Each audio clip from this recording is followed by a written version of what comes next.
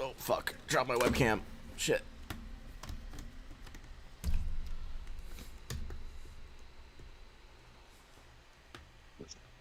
Oh, Okay, I I fixed forgot it. we were all bugs.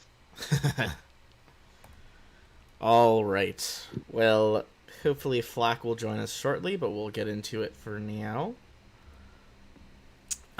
Cool. Stream stuff seems to be working there.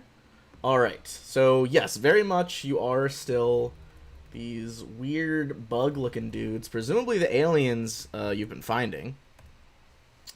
And actually, yeah, gotta change the stream view to player views because you guys can't see all my secrets. But you're pretty confident that you guys have all been walking around as Civ soldiers, and are pretty confident that's all you've ever been.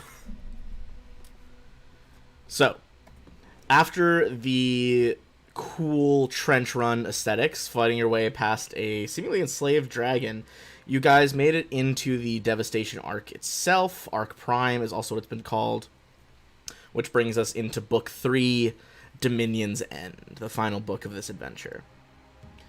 When you first entered, you were kind of overwhelmed by a green light and some sort of sonic effect, and were dropped unconscious. But not waking up as your PCs, you guys instead woke up as these soldiers. And when you first woke up, you were on a icy battlefield, combating a race that you had never really seen before. These guys, who were also riding Horribors. Just two great pieces of art there. Love it. And you guys are supposed to take a bag of explosives and drop it into an enemy bunker.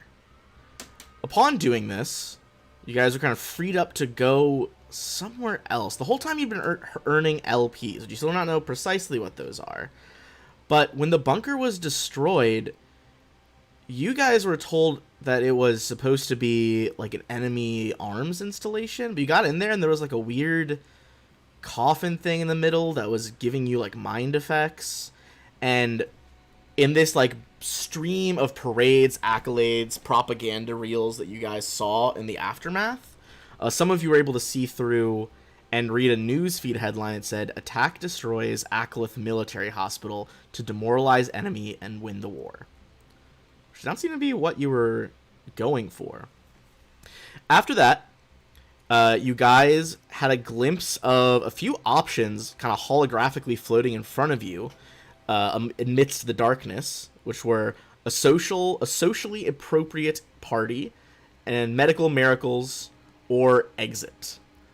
You guys chose a socially appropriate party, where you found yourselves the subjects of many felicitations on the impending arrival of your new spawn, which seemed to be a party that you were going to have some sort of child.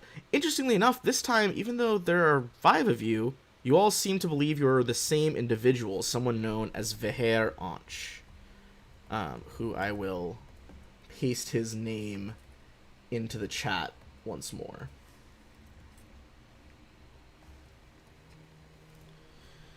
You guys went around the party trying to gather information, seeing what looked like Civ treating their slaves or prisoners, something horrible going on with that. You talked with a coworker, a fussy traditionalist who was like a ceremonial priest, this like party critic, professional party critic who's like high up in Civ society. All the while, the party was kind of watched over by this weird black antenna looking thing, some sort of metal beacon that was giving off almost visible psychic energy. At the conclusion of that event, as you guys began to poke holes in what was happening, you once again were glimpsed with that weird menu of options. This time it said medical miracles, exemplary education, or tormented by the Kishali, or exit. You guys tried to go through exit and were greeted by the message, insufficient conditioning for exit. And so you chose medical miracles, which brings us to this hospital-looking map that we are currently on.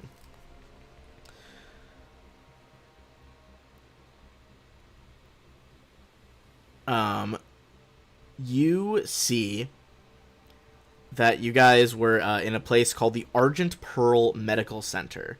You saw physicians, you saw other kind of like healing tanks at play, and started making your way down this hallway. I don't think anyone currently has any LP, but might have right at the end. First thing, you guys went down this northern path. After you heard an initial scream. The screaming seems to be coming from a corridor to the west, just past a holographic sign reading, "No unauthorized admittance." A bank of monitors on the wall register the motion of fluid filling up the walls, or the halls. Some of you guys were caught in that grabbing trap as the fluid seems to arise. It seems to become like a non-lethal way of subduing people, almost like a solid foam. Currently, MK and Jax are trapped up in it right now. And that is where we left off at the moment. Hopefully everyone kept track of their previous LPs. Which did get reset once you enter the medical facility, to clarify.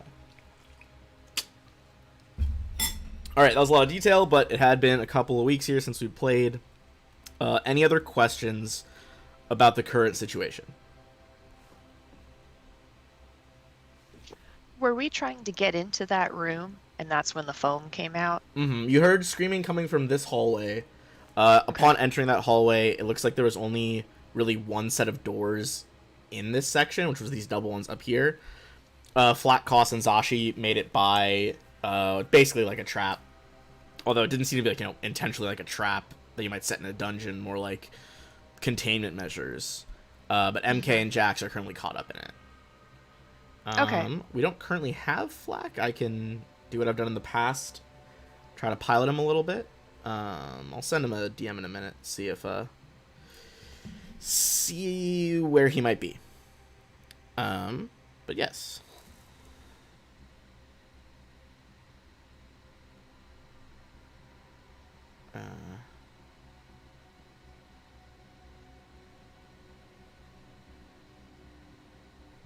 Okay. Sorry, answering a quick question about my toddler. Alright. If no one has any additional questions, let's hop in.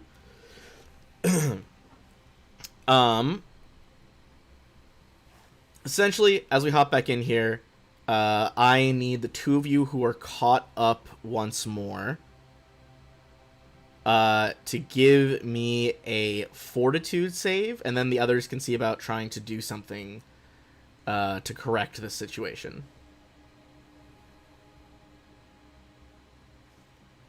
So that would be MK and Jax rolling the fortitude saves. Also unrelated to our current AP, I don't know if people saw me post it in the Discord earlier, but apparently we're getting like, I guess like a 1.5 rules update for Starfinder. Very intrigued to see what the book has. Trying to see if I have anything for fort saves, or if I just have.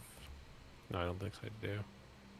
How similar Starfinder 1.5 is going to be to Pathfinder 2.0. I don't know. The only thing the Instagram post I saw said really was that there were, I think it was like there'll be updates to like core rulebook stuff, including core classes. So maybe trying to bring them up to date with like the newer classes, I guess. MK, right off the bat, that is a pass. Did you find anything, Jax, for your fortitudes? Okay, well you make it. I'm using inspiration. Oh, okay. I'll say 32 will most assuredly do that. Okay. Let me do rapidly running out of ability to roll dice in person just because there's so fucking much going on here. The pair of you are not taking that full amount. You're gonna have that. So everyone's gonna take, both of you are gonna take 47 bludgeoning damage. And as that is happening, as that is happening, the pair of you who are currently caught in the foam Go ahead and give me like a sense motive check as well.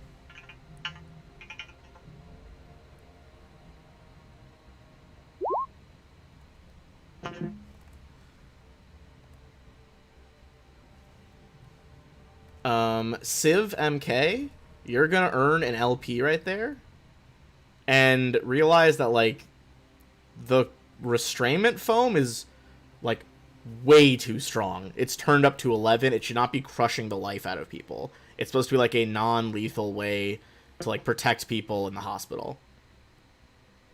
This strikes an odd chord with you as you gain 1 LP. And Jax can roll it as well to see if he gets one. Sorry, roll sense motive. Yes, sir.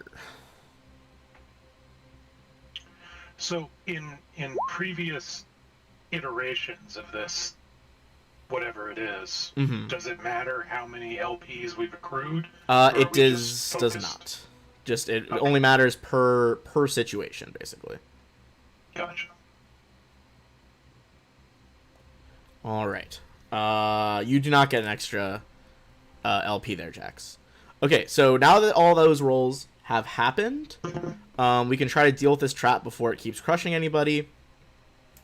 Those of you who are outside over here can try a computer's check at a bit of a higher DC to try to hack it from a distance to disable this foam. You can also, if someone would like to, you can make a physical science check to try to see how, like, maybe you can move your body or, like, send out counter ripples to move through this fluid without getting locked down. And you guys in the fluid, Jax, you can only make the physical science. Actually, no, you're both kind of adjacent right there. You guys could both attempt either of those checks as well. Sorry, what were this again? It was either computers or physical science to try to solve this issue.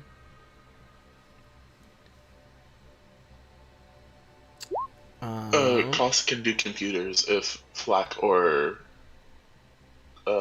Jax want to assist him.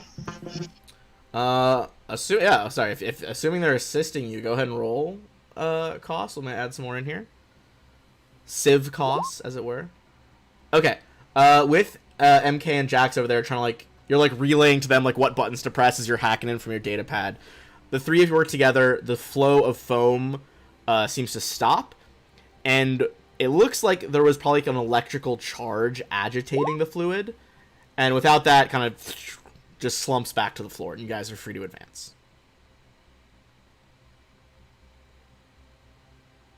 Nice. All right. As you guys advance to catch up with the party, you all look down the hallway next to those doors. It didn't seem to be relevant before. However, you look at the doors, and there is kind of a haze of blood suspended in the fluid in this hall around the corpse of a black-feathered avian quadruped, crumpled next to an unmarked door. You guys would know automatically that this is a species that is enslaved to you guys called a Krenskitch. Seems to have run out of that room in like a blind terror, judging by the blood.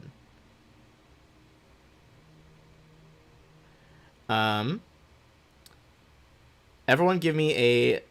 actually, don't need perception of this. As you guys observe this, clanking towards you, you see a medical robot approaching, but seems to be approaching with a rather troubling red glow in its central ocular viewer. Let me drop this bad boy in here.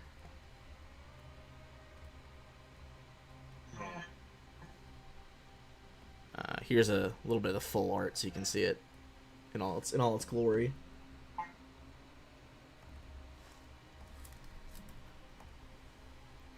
I'm glad I'm around this corner. So you see this like weird octopodon robot, like barrel torso, flailing tentacles. It looks like it is walking over to continue or perhaps start a dissection of the corpse by the door.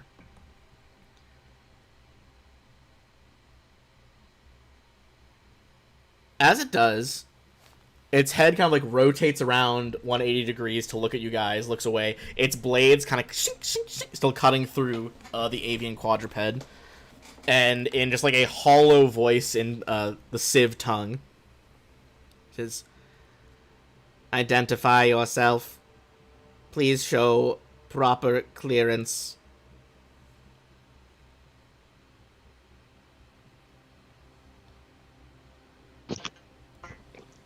Do we have any kind of ID badges? yeah? You guys do not have anything like that. You could perhaps try to bluff it, and like use a computer just check to like manufacture some fake tags. But you know that your squad of Civ soldiers does not have clearance to enter farther in the hospital. Well, I will try to give us clearance, I guess. You don't need to see our identification. Ooh. Alright. It's gonna be a bluff paired with Cost. Give me another computer's check. It's basically the two of you guys working in tandem. Ooh, smashing through it. Okay. You kind of like, its eye like whirs, like zooms in on you like a camera lens, beeps. Very well. You may enter the extraction preparation room. It's like, Don't know if I want to. the doors open next to you guys. Give me a perception check though, while I reveal is this next room. Ooh, Zashi. Nice. Up to you how you might want to go about this, but you My gosh, do that never happens. Sorry. you do see that there is something clutched in the claw of the Krenskitch. Looks to be a pretty fucking nice ring of resistance. Oh, man. Are we walking past it? Yeah, basically the corpse, there's no art for this species in the book right now, but basically it's like right there in front of the robot, who's currently dissecting it for seemingly unknown purpose. Does the robot look busy? Decently busy. It's got like, I'd say 5 out of 8 tentacles involved in the situation.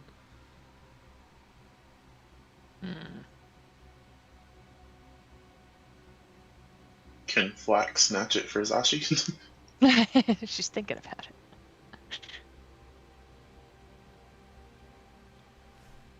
What was that cost? What was the plan? I was saying, can Flack do it for Zashi? Looking at my sleight of hand. Yeah, which I'd say is Flack not- would give it a go. You kind of, you know, in your guys' little comms network, send him a quick ping. Hey, can you get that? Ooh. He's gonna go in, try to grab it with one of his many tentacles. On the way into the next room. So let's see. Slip hand. Okay, he snags it on the way by. If someone else wants to write this down for now, it was a Mark V Ring of Resistance. Oh, damn.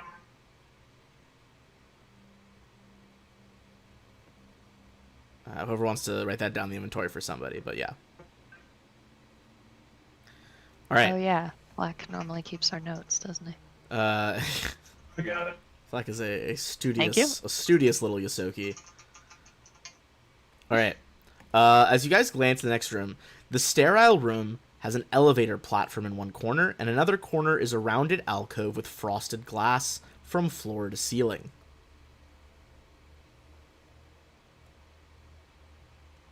That's this little thingy over here. It seems to look out onto a lower chamber. You guys feel inexorably pulled in. As you approach the rounded alcove, the glass, which is semi-frosted, suddenly goes clear, showing a room the size of a warehouse. Within it, hundreds of captive creatures, bantrids, Krenskitches, Aklaths, and other species that you all have dominated. They are all hooked up to machines that are gradually drawing away their vital fluids. The creatures seem to be in unconscious states, but are still writhing in obvious pain. As you guys view this insane plan down the warehouse floor, everyone give me a medicine check.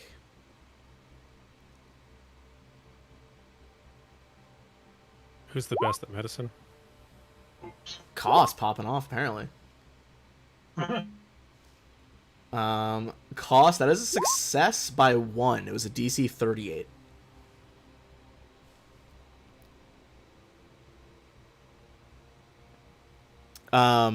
Cost, you don't know what the possible medical reason for this would be. You do gain a lucidity point, though, as you realize that this is the reason behind the weird, like, salubrious effects of fluid flowing through the hospital's halls. It is directly related to the draining of these creatures.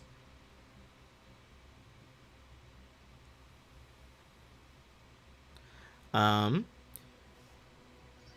you guys... So, yeah, go ahead.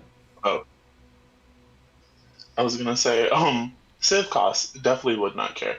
But is there like a button he can like accidentally push or something? To free Like them? an accidental release button? Give me a perception check in the room.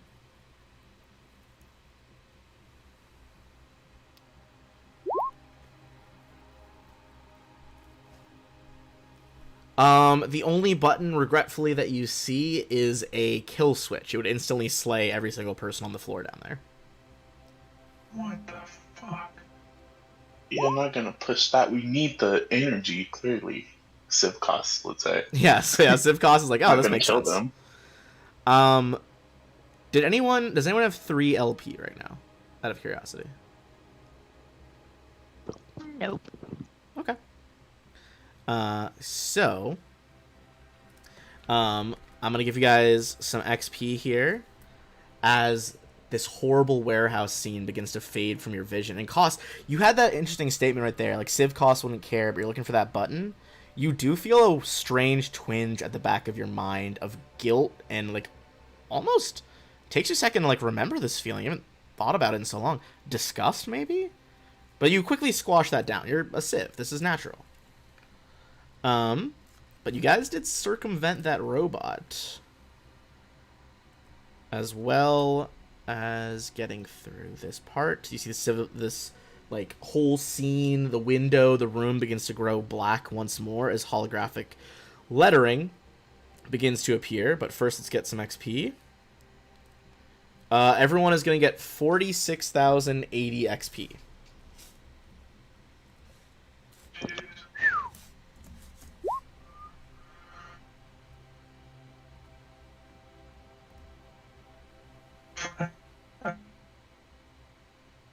That's level 18 right there. Boom! Level 18, baby. Yeah, I guess it's been so long. I think we talked about in this stream last time. Like, alright, we're probably going to level next session. Think about what you want to do. And then it was like 3 weeks later. Yeah, definitely did not think about that. You're good, you're good. So, the words this time appear. You see, once more, a socially appropriate party, exemplary education, tormented by the Kishali, and exit. Torment. Guys- Tormented. You guys think tormented by the Kishali? Well, Yeah, that are we sounds getting fun. some that we saw before? At least one of those you saw before. You already did. So, party, right? Yeah, you already did a socially appropriate party. would something else happen if we redid it? You can try to click it if you want. I wonder if we have to keep doing them until we get 3 LPs, Mm-hmm. and then we like are sufficiently conditioned to move on. Yeah. You can try to load it if you would like. Go ahead, Koss. That I was gonna ask a question about the LPs because I did get 3 when we were at the party, but I don't remember what happened. Basically, That was sick. sorry, I didn't say that in the recap. The party ones seemed to end when you hit that 3rd LP. This event seemed to end before anybody reached a 3rd LP. Do with that information what you will. Ah, okay. But as you guys think to like load up that one again, You do get the message invalid repetition. Oh, all right. Well, that answers that. Yeah. So basically, your options that you can still see are exemplary education or tormented by the Akishali. I'll save you some time. If you try to hit exit, it's going to give you insufficient conditioning again. Yeah, fair. So what's the move? Exemplary education or tormented by the Kishali? Try exemplary education, right? I mean, All right. save the torment for later.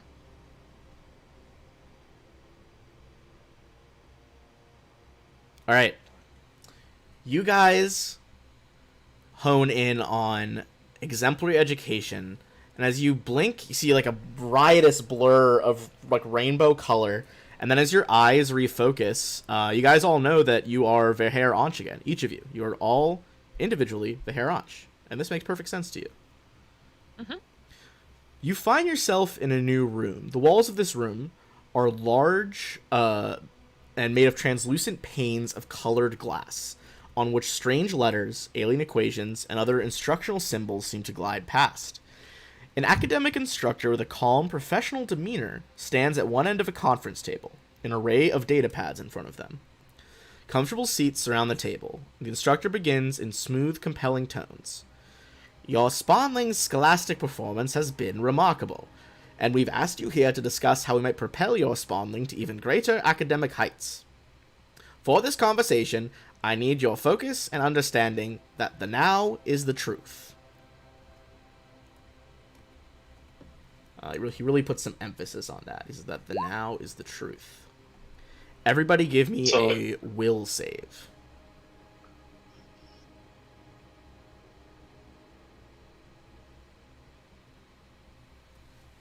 And I'll roll for Flack as well. I'm gonna improved iron will that. Okay, go for the improved iron will.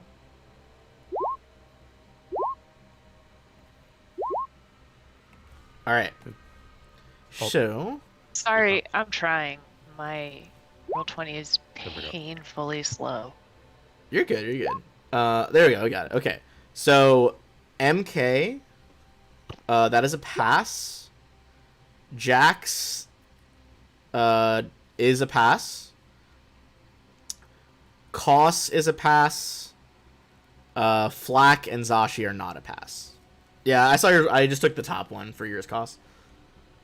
So everyone passes with that. All of the three of you that do pass, you all gain an LP. Again, we reset. We're starting at 0 right now. As you gain that LP, there was something unusual about that final phrase. The now is the truth. It seemed to reverberate around your mind more than any of the instructor's other words.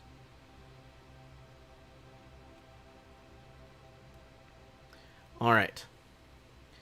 You guys begin to engage in like casual conversation about your spawnling. Presumably this is your child. The instructor expresses admiration of your spawnling's performance in 6 school subjects.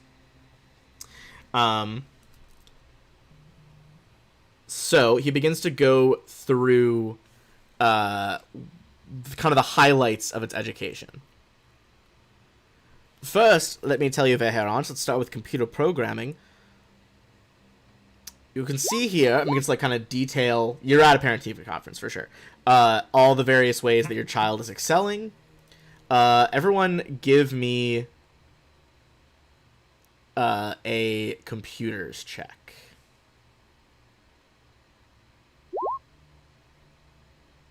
I'm going to inspire myself again. Just give me a sec.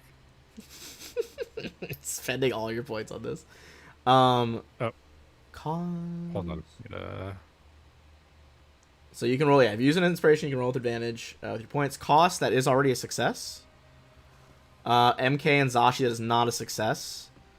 I will roll for Flack as well, just to see if he can get an LP.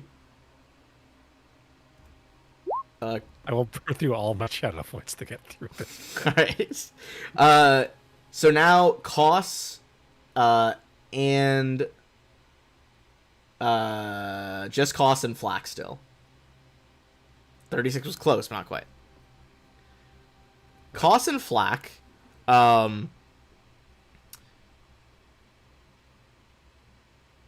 There's a brief pause in the conversation about it as the instructor kind of reveals to you, like, yes, sometimes recalcitrant servitor creatures often receive forced VR reconditioning. It happens when things go astray, but you don't need to worry about that with your child, your spawnling. Flak and Koss each gain a LP. And he's like, you need to worry about that with your spawnling. The now is the truth. She kind of slips that sentence in there.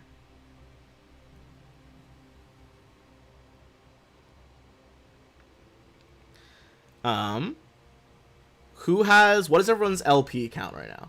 Does anyone have 2? 0. 1. Koss, since you're in the lead, yours goes down from 2 to 1. Wait, what? Did you just say he's in the lead, so his goes from 2 to 1? Yeah, I did. I hate this. I hate this part of the adventure. It's not you. I hate ISO for writing this. It's fair. I hate them. There is not many more parts to this section. You're pretty close to done. Will it ever let us leave? Someday. I don't need to harp on this too much, but if you ever give feedback about this adventure to Paizo, you still did enjoy this part. So far, all the adventures have been fun so far. This part sucks. This part, I will admit, drags a bit more than the others. But, as parent-teacher conferences are wont to do, he plunges ahead, trying to get you guys out of his office quickly, and begins to explain how students learn how to enter the quantum state that Civ's known as the Rel state. Everyone give me a physical science check. Do some checks that I have points in next time. There'll be, everything for points, don't worry. Okay. There's all sorts of skills at work here. Alright, Koss and MK both get 1. Flak also gets 1, which means all 3 of you are at 2. Zashi, you eyes kind of glaze over as your instance of air haunch is just like, oh, this is so boring. I hate this. You say it's all skills, but so far it's none of Zashi's. It's just like, anyway, as you can see, your spawnling excels in the understandings of the Rel state at a young age. Of course, the now is the truth. Okay.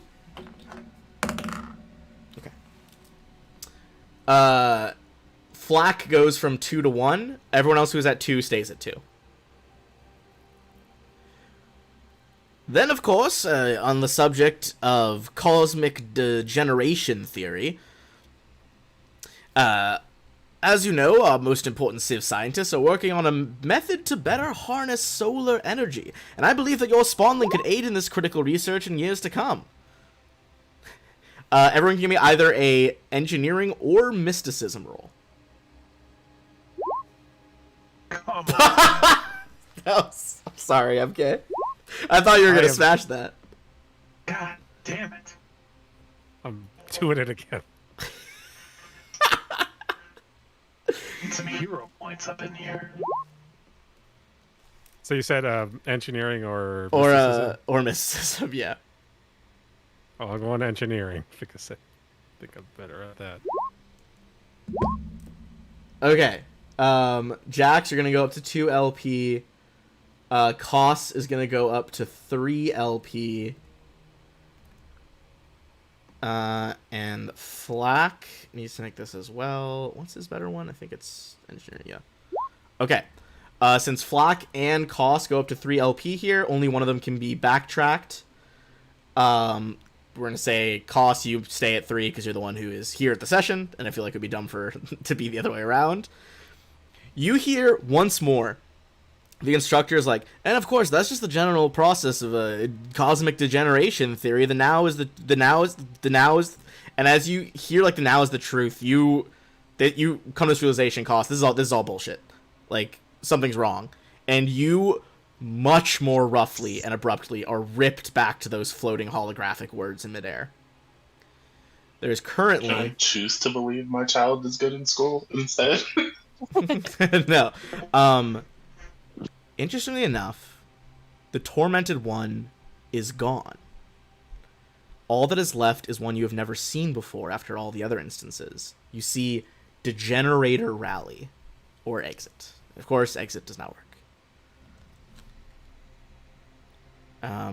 So presuming you guys load up Degenerator Rally, let me give you guys XP. You're going to get more XP for your successes during the parent-teacher conference.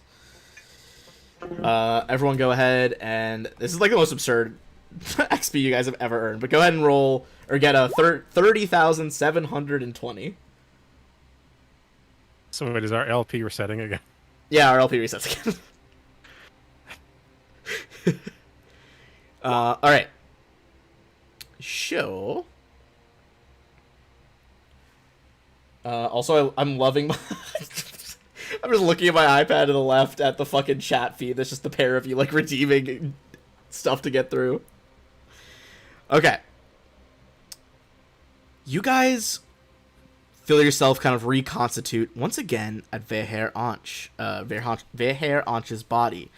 You know you're at a remote observation point as you at the unveiling of something known as the Stellar Degenerator, above a world that would later become known as Jadaret.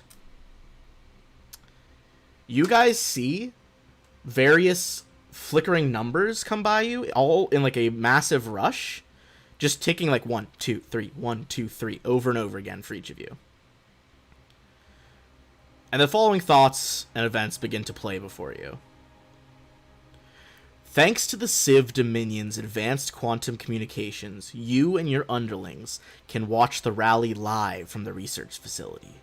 The footage shows crowds of jubilant civs across Davarex, watching enormous holographic screens hovering by the titanic buildings of each city, interspersed with shots of massive conical starship over a dozen miles long.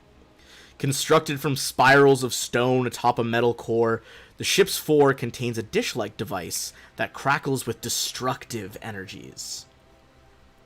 "Behold," cries a bombastic announcer, "the instrument of the Civ dominance over not only the Kishali, but every other feeble species in the galaxy. The Stellar Degenerator." The feed returns to the crowds, all of whom erupt into raucous cheers at the pending victory long fought for. Everyone give me a perception check.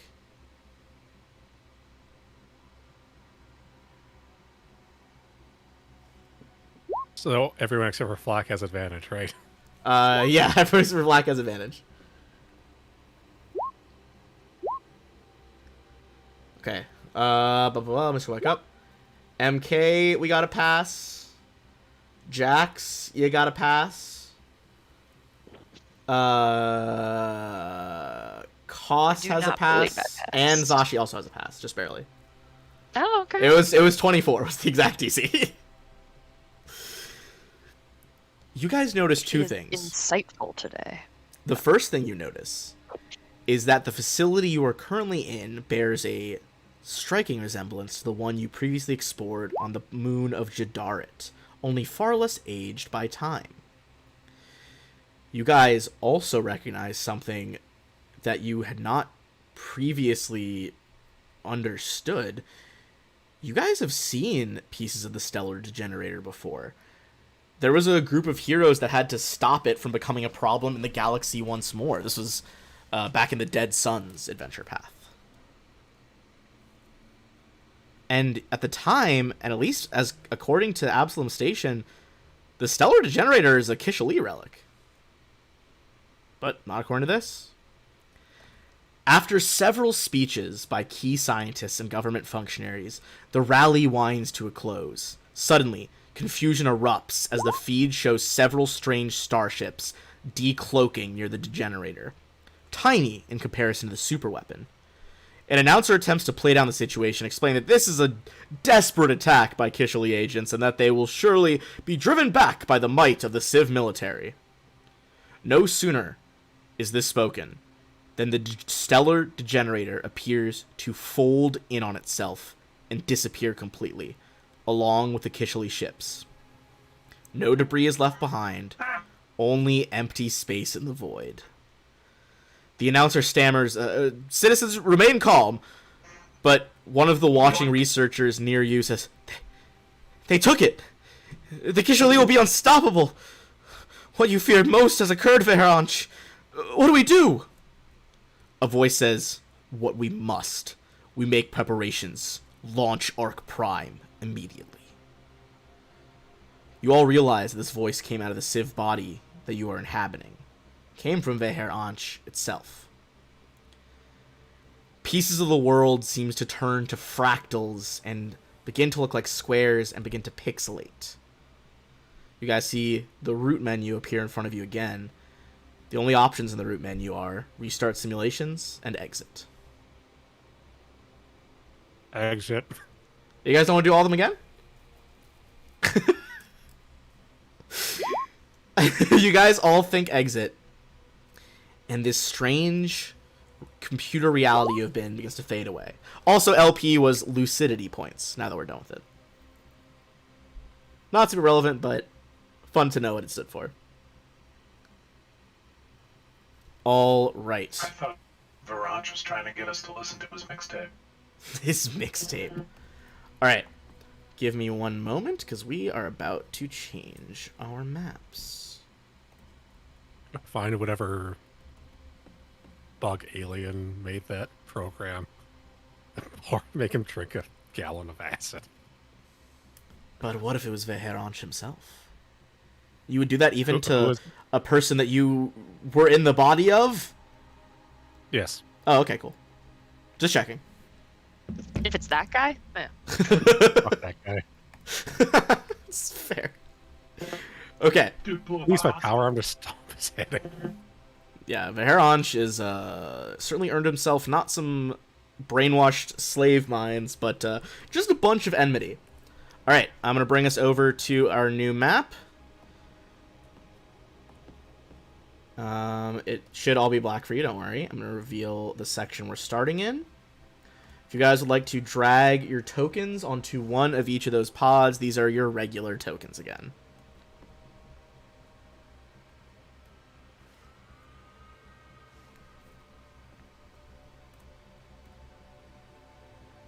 Alright.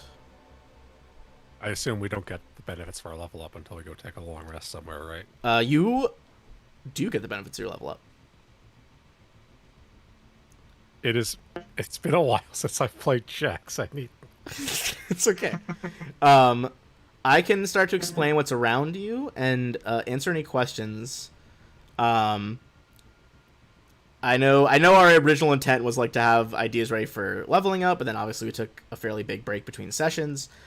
Feel free to get whatever you would like done now. Don't feel like you have to be locked into those choices. If you realize later, like, oh, that ability is a far better choice for my build, that is perfectly fine. and sorry, it's No, you're good. You're good. What's up? we've considered to have the benefits of a long rest, right? Yes, you guys have had the benefits of a long rest. Whatever that might reset for you is indeed reset. Okay. And I am going double-check to. that- You guys were able to bypass a few events, and I'm gonna give you XP because you still circumvented them. So, while you ask questions, I'm just adding some stuff up really quick. Okay. Zosh, I just want to check that my stamina hit points aren't fucked up again. How many hit points do you have? I haven't done the level up, but I'm at 123, and I think it'll go up to like 130 something. Okay. I'm at 130 currently. Okay. What do you have yeah. for stamina? At 204, so something above What's your that. con? What's my what? What's your con? 4. Okay. What's your race's HP modifier? I think we're both human. He's not actually Cyberborn. human. Oh, okay. He's a cyberborn. 4. More human than human. Yeah, I'm at 198, but that's probably correct. I just For stamina? yeah. I did take some beat like way back in the beginning that gives me an extra one every time I level up, I think. Oh, Oh, okay, that's I probably think you why. did take something like that earlier, yeah. Yeah. Way so- way back when. Yeah, because I've got to, every time we update it in Roll20, I've got to do It something goes weird wrong to make again. it. Yeah. Yeah. Okay. Comes Just tell me off. whenever you update your hit points. I just want to check that 130 is correct for me. This is for Yeah. both All soldiers. right. I will describe what you're seeing as well right now. As you guys begin to awaken, the tops of several coffin-like capsules spring open. The sensations of sieve tentacles linger for a few moments like phantom limbs. The crashing sensations of a blaring klaxon and warning lights, flashing in blue and purple, fill the technology-filled room. Scrolling holographic letters flash the words, indoctrination failure, liquidation units arriving shortly. Do we have our stuff? You have all your stuff, and interestingly, you seem to have the items that were in the simulation. So whoever had that ring of resistance Can swap still use it, yeah. it. Yeah. Looks like it might have been constructed by the machines here. Seems strange. Yeah. Who is? I already have a ring of resistance. Does anyone need a bonus to a save? I have a Mark III ring of resistance. Okay. Koss, Zashi, and if you got a weak save, you wanna buff off? I mean, yeah. If nobody else is jumping for it, I don't think I have one. How many magic items do you currently have? Few, I think, because Sashi's not real big on magic. Nothing on my computer is loading. I'm gonna have to. It's okay. Well, we don't have to do this all right now. Yeah, Okay. we You can can have- sort the item later too. Yeah. Comical.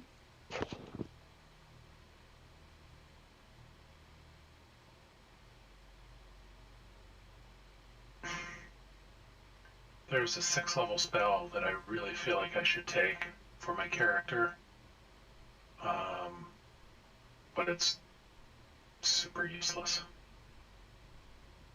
It makes me mad.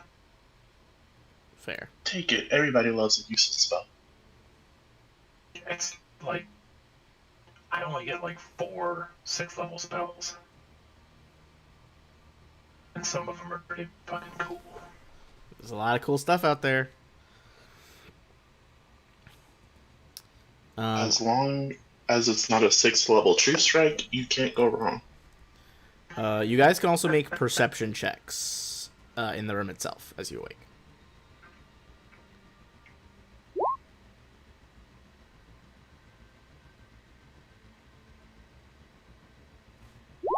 "31, 37, 37, 46. Sorry, I rolled twice. Oh, yep, that was you twice. Looking around the room, one item. First thing you notice is that indeed there is energy barriers up in this room right now. You kind of see them over here. 2 seeming to block you in, and then 1 more blocking the way out into a larger corridor. Because of the like blurring effects of the energy, it's about as far as you can currently see. But it looks like for the moment you are locked in while these like warning signals blare above you.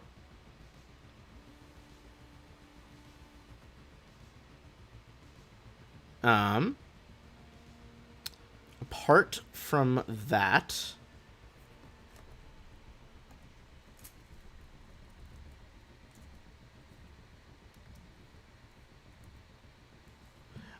you guys see that there is indeed a strange item nearby. You guys are pretty sure this is what is known as a quantum pad. Seems to be residual knowledge from your time in the simulator. With that in mind, you know that a quantum pad is basically a thin piece of 1 foot square cloth that allows civs to store objects and bypass barriers. The pad can be unfolded as a full action, With material appearing by magic until the cloth covers a 5-foot square area. Anything you place on the pad vanishes into a rel state. You can carry up to 200 bulk in the cloth at one time. And there are some other effects where you can like create openings and stuff like that. I will put the full text in the chat, but this is a level 20 item.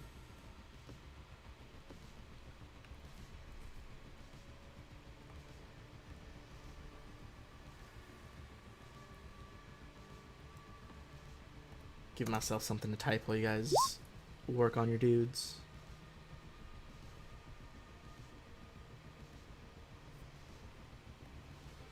Also gonna put it in Discord so it's not as chopped up. It's a portable hole. It's very similar to Portable Hole, but a bit better.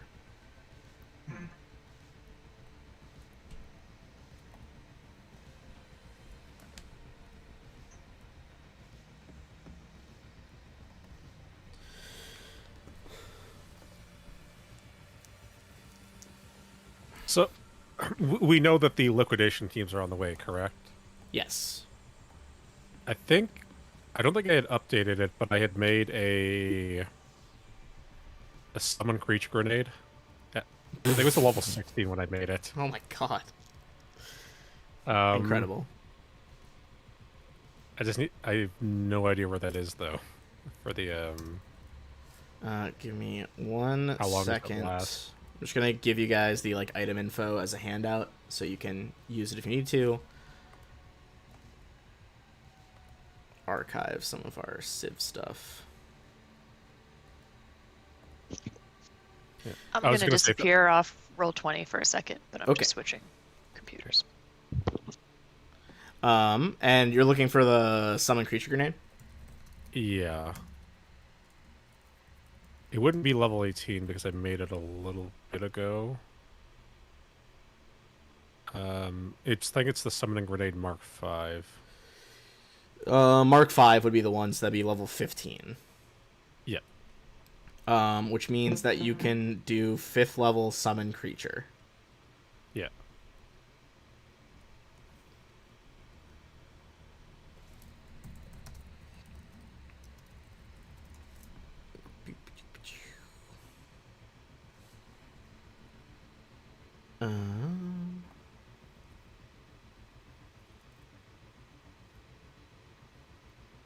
Okay. Here, I'll put it in Discord, but this has like the full list of creatures. I also think you can choose to do like a lower level one. That's a terrifying sounding spell, MK. Go I cast it. So it would last for 5 rounds, 1 round per level, right? Yes, I believe so. Okay, I'm just gonna have it at the ready. Like, can you hold actions in Starfinder? You can ready actions in Starfinder. All right, I'm gonna hold my reaction to summon something. All right. Seems like you guys do have a little bit of time here. You can tell as you're prepping. Is anyone else going to do anything with their prep time?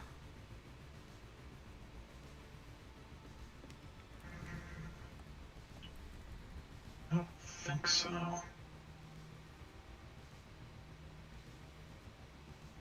kind of want to look around the room and see if there's anything like any, markings or writing or anything on the walls. Apart from the like error messages popping, or like the messages saying like indoctrination failed, you don't see any writing besides that. You see a lot of terminals that are seemingly offline. You try to make a computer's check to analyze them.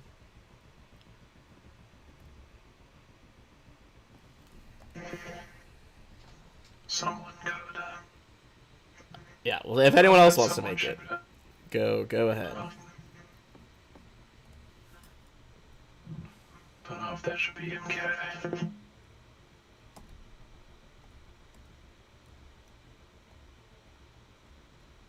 All right. I can make one as Flack as well. Hold on. Let me minimize that. Flack 38.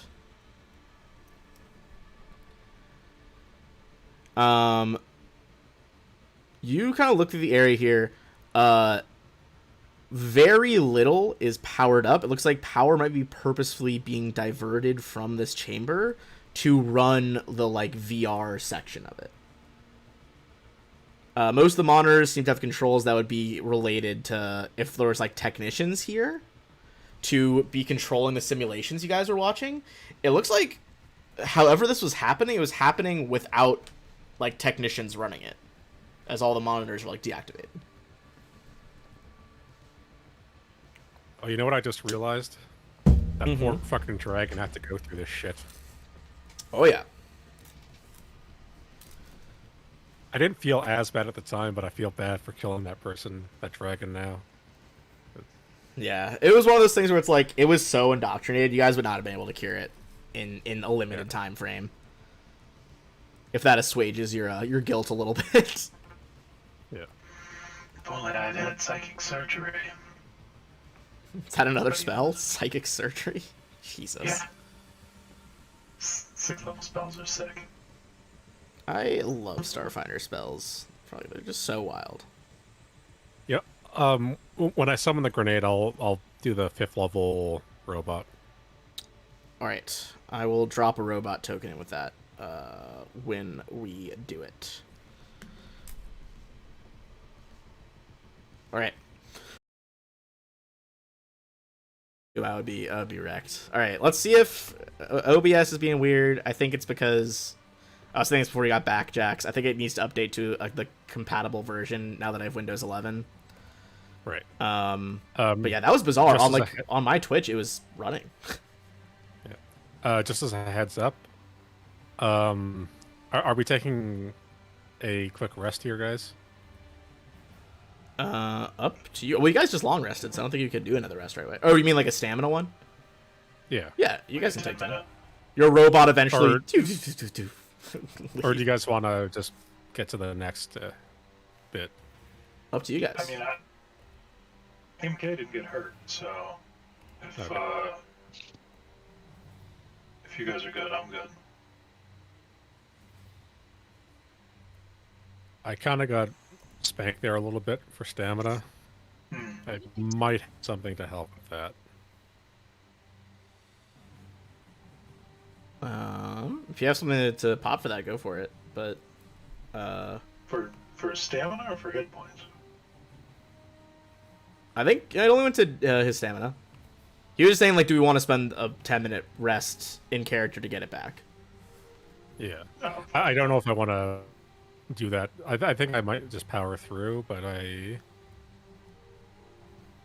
am going to use this thing and overclock my nanites. Ooh, fancy. I gain 13 stamina back.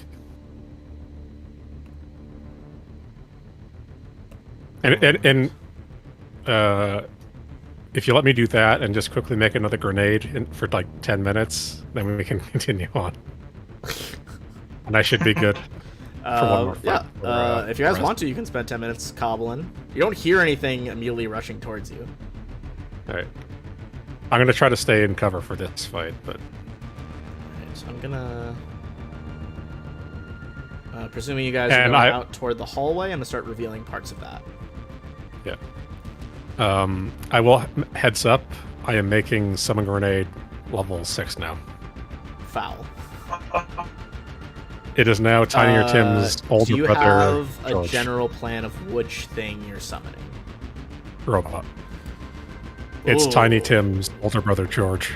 I don't know if I have a fucking 18. Do I have that level robot ready?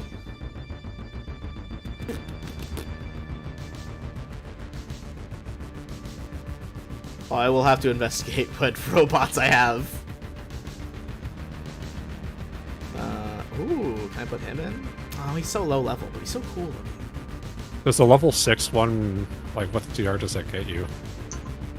Yeah, because, like, when I'm looking for the CR, it doesn't say anything. It just says robot, stat block, elder. I think it's supposed to go to, like, their size, I guess, was what I was interpreting. Okay. I might just pick some cool robots. I don't think I have anything necessarily past that, and just buff its stats with some stuff. Yeah. Make Yeah, it I don't like see an any CR. advanced version of whatever you summon. Right. But as Flakjacks, you kind of start advancing out here into this hall. A wide hall extends from you guys east to west. An alcove contains a few large crates and several dangling chains across from your the first room you were in. You see the chains are in all sorts of like different sizes and configurations. And there is a computer panel attached to one side of the alcove. It's just below you, Jax. If you would like, you could do a computer's check on it. Anyone or just me? I mean, if you point it out to them, anyone. Alright, I'll point it out to everyone. I'll huddle around one screen.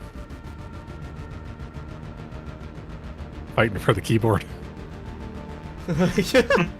Collis and Jax, you guys like rapidly type. It looks like, if needed, if something was nearby or in 20 feet in either direction from this spot, you could use the chains to slide down grooves in the ceiling and grab things up and entangle them. Everyone give me a perception check.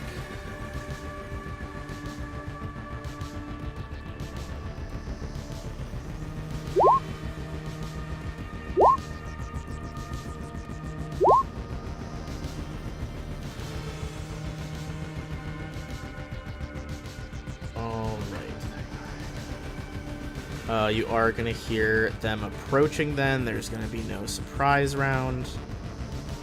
They would be coming from... Man, this map layout is fucking whack. Okay.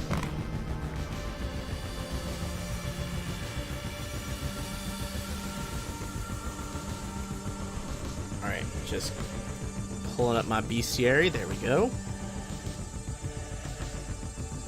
You guys see peeking out from the wall all the way to the left side is a figure, a huge-sized figure, coming towards you. If you want to make a physical science check for what the fuck that thing is, but it looks like it's about to charge you. One steps out, you see another one behind it, and it sounds like there might be at least one more. Does a nat 20 succeed? Jesus Christ, fucking throwing out nat 20s here. You guys quickly determine that these are moon giants. What? Moon giants, you know, very tall, standing anywhere from 9 to over 25 feet. Seem to be in that latter range for these three. Live an incredibly long time. They are normally renowned for being incredibly placid, calm scholars. However, it has been known that sometimes they change with the changing phases of the moons nearby. But it looks like the one nearest you is trying to rip a crate out of a nearby wall and just fucking hurl it. So we're gonna roll for initiative again.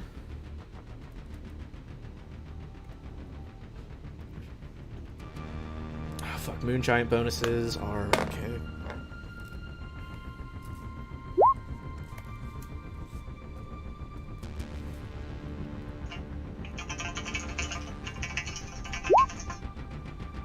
Alright, got the moon giants in. And we got MK, we got Jax. Oh shit, I gotta roll Flak in. Because I be Flak. So who's going to tell Black that as soon as he's gone, his character never missed a shot? I do feel bad that I immediately crit a sneak attack as soon as he was gone. Feels disrespectful. Feels like this session he's never going to miss any of his shots, no matter how many he takes. Okay. Let's drop this in. Or did Zashi roll in? No, sorry. No, you're good. Just stout.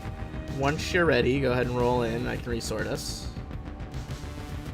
Oh Okay, thought it was gonna be Flack, but Zashi, you are up first as you see the Moon Giants approaching. I'm gonna say with some of those really high rolls Moon Giants, you would know that not only the information I have already described to you, but you would also know that Moon Giants are very often like inherent spellcasters.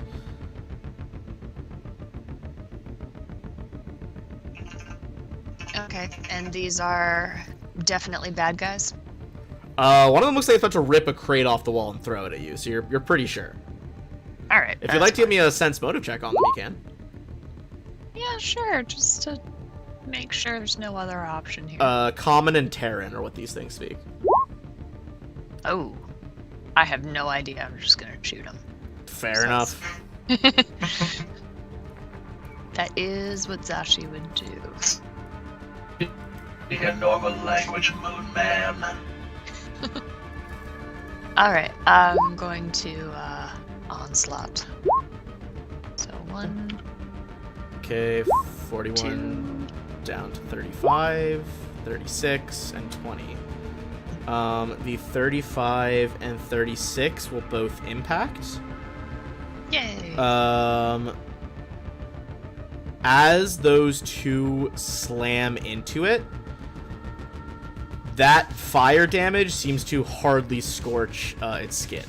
Seems to be like severely reduced. Okay. I found my thing. I ignore the first 5 points of their damage resistance, whatever it is. I shall add an extra 10 on then because you hit twice. Cool. Alright. Okay. Moving anywhere? Yeah, I will. Just gonna tuck myself over here a little bit. That's it. That's what I got. Cat is just licking my hand right now. Hey, bud. What's up? Not being an asshole this time? Good job. Alright. Flack is gonna back up a little bit. Bonus action, activate that field to hide himself and try to trick attack the lead Moon Giant. Cloaking field. That'll do. Going for a shot against flat-footed.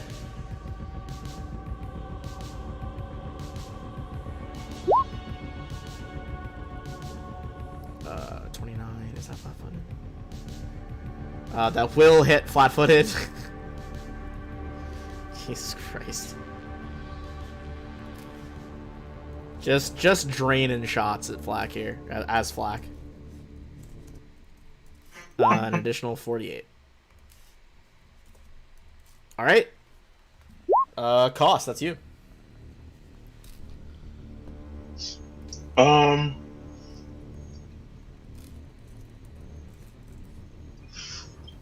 He was gonna try to talk, but we're not doing that.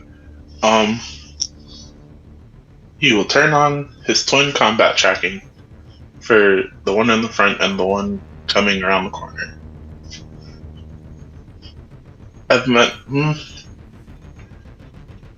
Now he will try to use his new Trank Dart.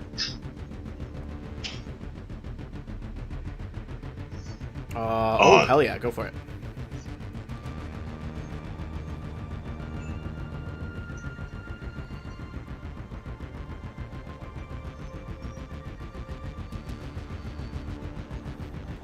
Go for your roll.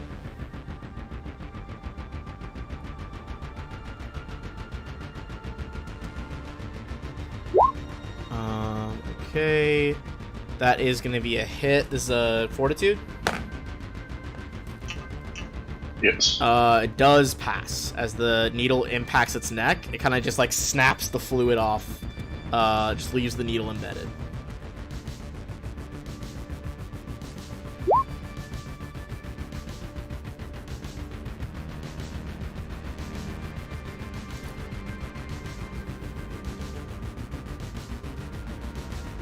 Alright. What are you thinking, Jax? Do I know how big this thing's gonna be? I am, because you guys didn't fight it, I think I'm gonna drop in that extraction room robot that you guys tricked. Okay. Which would be large sized. And that's a level 6 summon? Yeah, it's pretty high up there. You guys Okay. avoided a pretty fucking serious fight by not having to fight it. Okay. So like, definitely gather was worth the bluff computer check for sure. I'll like gather all the... I'll have gathered all the components around from this base, and remade that thing. I'll to check it piece it there, and together. then I'll pop up the shield. Alright, let me get this dude's freaking stats up here. So it's kind of like that. I had just closed them.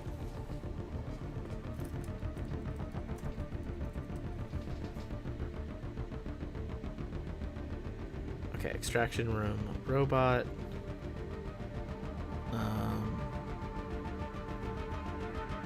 Okay. Then you're doing what to them? Wait, sorry. Where did you want to place him? Go ahead. I guess right there is go? good. Okay. Yeah. And then move action, pop up the Titan shield. All right. Pop up that Titan shield. All right. As the shield manifests, and I will pull that up in just 1 second. The giants are gonna start trundling out here.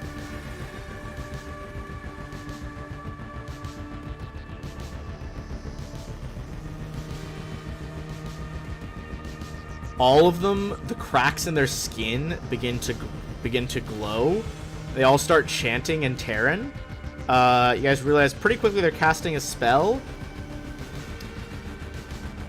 Not 1, not 2, but 3 columns of dangerous materiel from across the universe begin to rain in this hallway, as all 3 of them cast Call Cosmos. Dicks. The fuck? Alright, that means each of them does 4d6 fire and 3d6 cold to you for each of his spells. Does anyone have resistances to those elements, or can I just roll this together? I have 10 for both. Rip. Okay. I have... Sorry. It's okay. We'll go one attack at a time. You said cold and And what fire. else? I have 5 for each. Okay. First I have fire is 8. 8. Go ahead and reduce that by whatever you're reducing it by. Okay. First cold is 15. Same thing. Second Sorry. fire is 9. Second cold is also 9. Third fire is 13. Third cold is also 13. Wow, weird consistency there. And there's no So there's saving no throws save- on any of this. No, Okay. it just happens. So then I don't think she takes anything. I didn't take any fire damage, but I took all the cold damage, I Okay. think. Damn. Okay. The thermal capacitor gives you fire and cold, I believe. Noise. Also, You have a... while you guys mark. are in that swirling cloud, everything in there counts as difficult terrain. You can't see beyond 5 feet, even if you have dark vision or other vision-based senses, although blind sight and sense stuff still works. If you try to attack anyone from within it, it's mischance. Everyone farther away has 50% mischance. Can I do a bonus action here that really matters?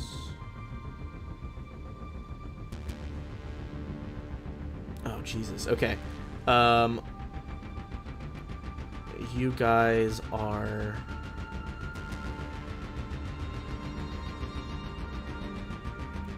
a glowing pale light, almost like the light of a full moon, expands from all 3 of them in an aura.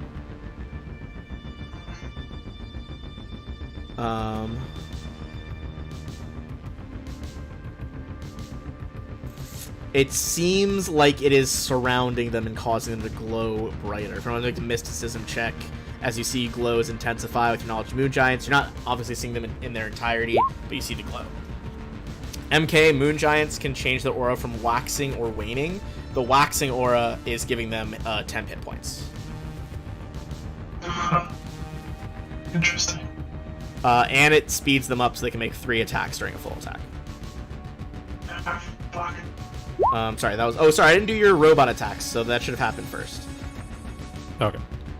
Let's see. So he was a more powerful keeper variant. I have so many stat sheets open this fucking session. All right. It would have... I guess it would have been where it was, and it would have fired twice with its Avalanche Class 0 rifle. First one's a miss. Second one's a hit.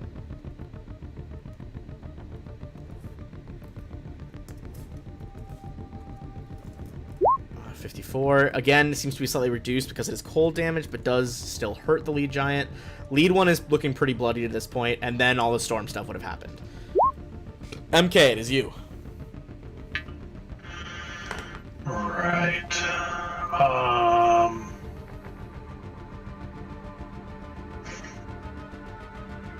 So as long as we're in the cloud, it's difficult terrain, but we don't continue taking damage, right? You don't continue. The damage only happens once at the beginning. Okay. I think... I don't really have good vision on them. So I think I'm just gonna start by casting haste on the gang. So, you can move and... Does haste specify make a full attack. within sight, though? Up to one creature per level, no two of which can be more than 30 feet apart. Oh, I thought it had something about sight. Then no, you're good. Yeah. Alright. I think I just need line of effect. Purple energy flows around, kind of mixing with this cosmic swirl. And you guys get those haste effects. I want to put the animation to the back to make this easier for us to move around. Any movement, MK? Yes. I'm just gonna dip out of the range of that cloud because I don't like it. Gotcha. Zashi. Alright. So this first giant is the one that I hit, Yes, on the the first first one round. has been hit by your two fire rounds, didn't seem to do a lot. Then it was hit by a beam of cold from the robot, also didn't seem to do a lot. Okay. I am going to move up to it Okay. and attack with the longsword. Go for it. Let's see You if- do still have enough speed. You're slightly reduced. I think you're still in the fog effect, which would mean you'd be making this at a 20% miss chance. And is that the case with blind fight as well? Oh, sorry. You have blind sense. No, you're fine. So I guess I can re-roll. I guess that actually is just I get to re-roll from concealment. Yes. Okay. So So yeah, basically you don't want it to be a 1 through a 20, essentially. But you can like roll twice. Yeah. Oh, why did I close my fucking moon giant? Damn it. Okay. There we go. Okay. Let's see what he thinks of slashing. One of these hits. 2, 3. All right. Hit, miss, and a hit. So that Nice. is 50, 58. That seems to just cut straight through his skin. Cool. Um, Oh, sorry. That's with a +2 to each of them, if that makes any difference on this one. to hit. Okay, so that would Yeah. be 34 down 20. It still wouldn't hit, but good point. Okay. Alright. Does seem to Disregard. take like 108 damage. This one looks way past bloody now and injured as it kind of staggers back. Okay. Nice. Cool. Flack. Not a lot of room for him to sneak by them, unfortunately.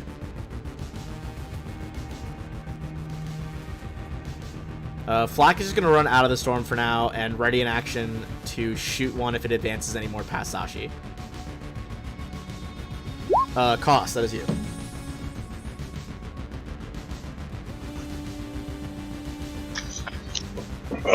Cost is gonna first kind of like stumble forward to the robot, and then on the robot cast a supercharged weapon. Ooh. Are you charging its rifle? Did not seem to do a lot. Are you charging its rifle, or its like physical arms to hit people? Whatever makes more sense. I guess the arms. I think you would have seen that the coal did not do a lot before this. Alright, cool. Its limbs begin to crackle with energy. And then you'll stumble backwards out. Jax, it is your move, and I'm trying to see if your robot actually has... Okay, your robot does not have any blind sense or anything, so it would still be making mischances. Alright, so I do have a couple quick questions. Yes. I have echolocators. Do you want to pop those in the chat? I'm trying to remember their exact effect here. I don't know if I added in the. Oh, let me. I think I have it in the compendium. Let me see. Echo. The echolocation detection unit. No, echolocators. Oh yeah, it might be two different. I believe that is a different item that I'm looking at. Yep, it is two different. Okay, so yeah, because that's the cybernetics, the other one's something else. Let me see. I actually have a few things. I have active echolocators, I have a targeting computer, and I also have clear sight goggles. As long as you get within 30 feet of the giant, the blindness of this cloud is not going to affect you. What about clear sight goggles? Yeah, that was just the sonic. Let me see the clear sight.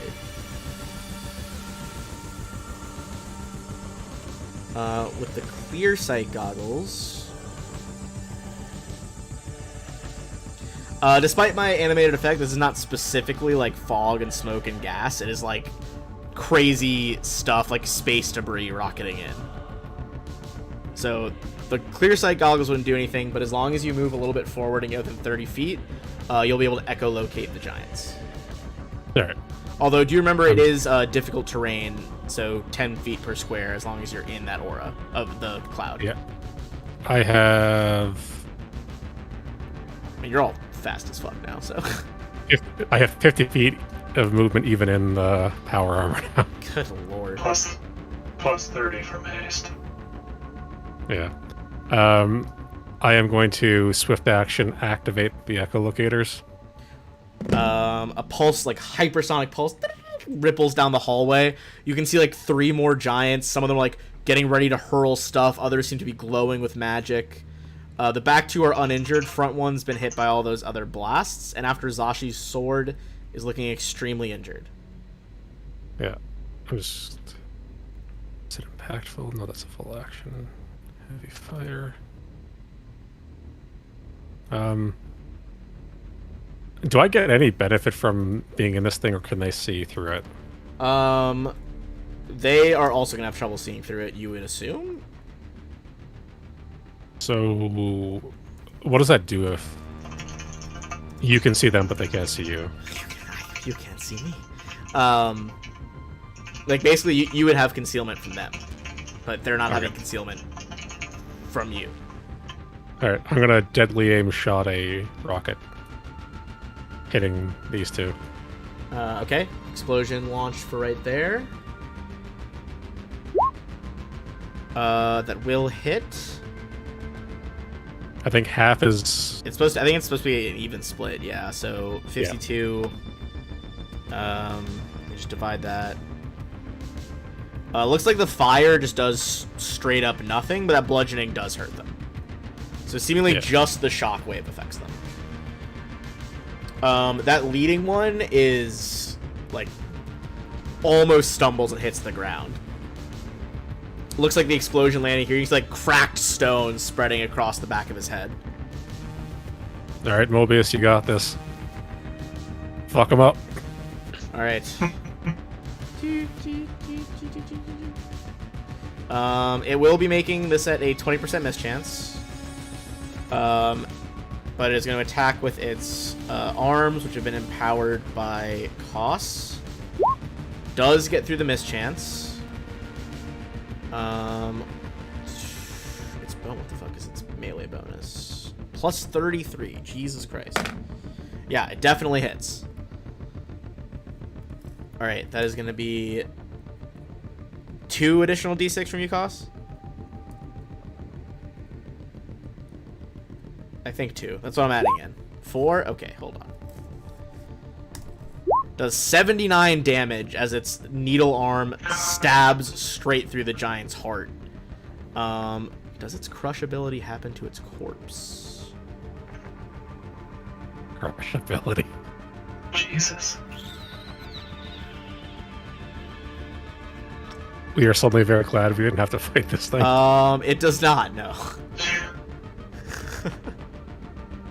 Yikes. Good God. It's fucking crazy. Alright, well, would have been wild. Okay. So, lead giant is going to collapse.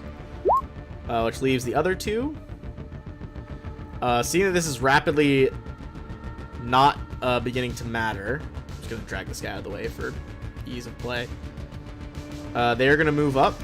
That one, since he has his moon aura waxing already, means he is going to get to triple attack here after that movement. And considering the robot just killed his friend, he's going to go in on that robot 3 times.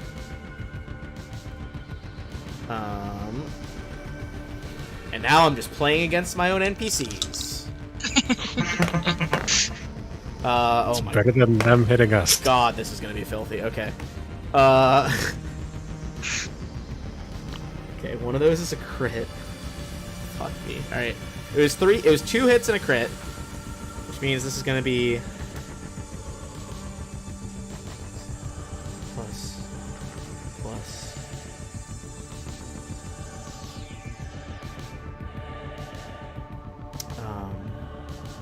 Does it get through the concealment, though? Oh, good shout. Hold on. Where my percentage dice go? There they are.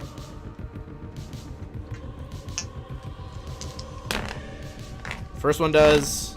Second one does. They all do. Damn it. A valiant effort.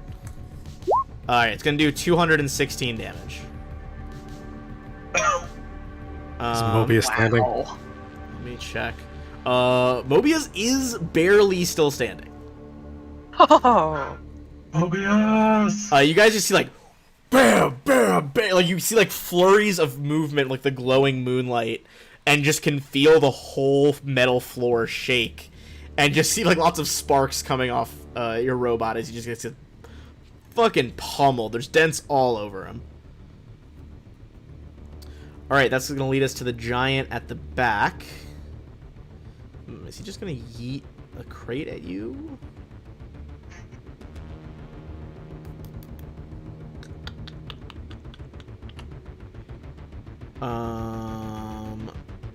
Yes, he absolutely is. Alright, this one is gonna be at Zashi. He has been carrying one of the crates from the end of the hallway, 2 hands it over his head, and just hurls it at Zashi. So... does get through the mischance, even with 50-50 from him being farther away. Alright, Zashi against KAC. The hurled debris is going to be 46 against KAC. Yeah. It's... I hear you meowing at me, pal, but it's true. It's that's how much it was. It's going to be 55 bludgeoning as a crate just slams into you at high speeds. Cool. That is their turn, though. MK, you hear just, like, the sounds of, like, metal clanging off things. The crate crashes down the hall, or the impact of those fists. You hear what sounded like a fucking oak tree being felled as it collapsed. What's the play here? So the hallway out here, is that also a 30-foot ceiling? Yes, it is. Okay. Which I think would take you out of the range of Call Cosmos. I think it's 20 foot. Okay. Oh, no, it's 20 foot radius, 40 foot high, because it's a cylinder. So Yeah. it would fill the whole floor to ceiling. Yeah. Well, I think that's okay, because MK is going to fly into the hallway 30 feet up, which I believe should put him above Mobius, but not above the Giants. And he is going to cast Time's Edge. He refracts latent energy from the dimension of time into our current plane in the form of a massive blade. This is a line-shaped burst, so it's just a straight line down the hallway. Okay. Like AoE style. So I don't think the concealment matters because it's just a line burst down the hallway, but tell me what you think. I think it would just work if you're aiming it like over their heads. Yeah, well, over Mobius's head and into the Giants. Yeah, they're like a full like 8 to 10 feet over the robot. Yeah. So they get a reflex save for half.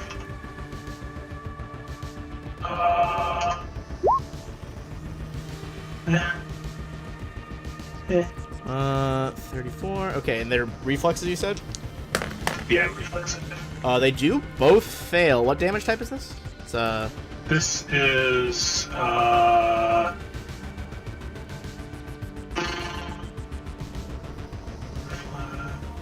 massive blade. Oh, sorry, 10d6 slashing. slashing. Yeah, boom. It's like a streak of metal just appears from the fog, impaling both of them. They both take full damage from that. Yeah. So you have some startled gasps and exclamation in Terran. If there's nothing else to go to Zashi. Yeah, I'll go. Actually, no, I'm not. I'm gonna move. I'm gonna fly back into the hallway. Because I don't want to catch any crates. Now I'm good. So these squares, like, above the giants, are those... I was imagining those are, like, walls. Is that... The purple stuff? Yeah, it's walls. Yeah. Okay. So I can't... That's like the generic wall color for this map. Okay. That's not a space I could go, basically. No, Alright. yeah, they're really filling up the hall. Yeah.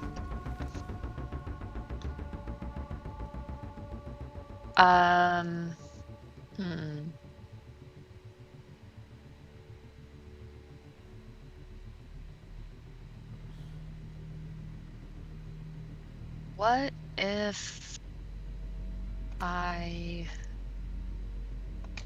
But there's room above their heads? Like it's a very tall... There's a tiny amount of room. The hallway's like 30 feet tall and they're about 25, so there's like a 5-foot gap up there. Okay, and how does this one in front of me look? Neither of them are bloody. The one in front is like slightly more injured than the others, but not by a huge amount. By the one other. I guess the third one's dead already.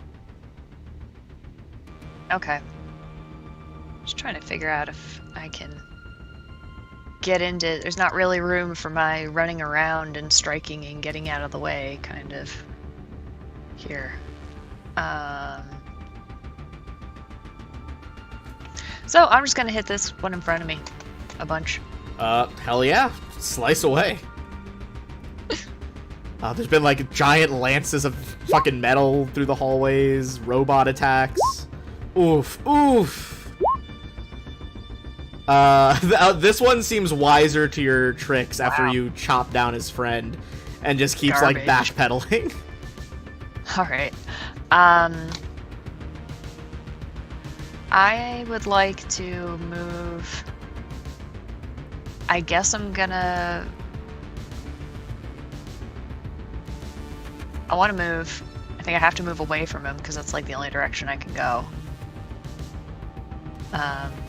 So that would provoke an attack of opportunity, right? Yes, it would. Okay. But he would still have the will- 20% miss chance.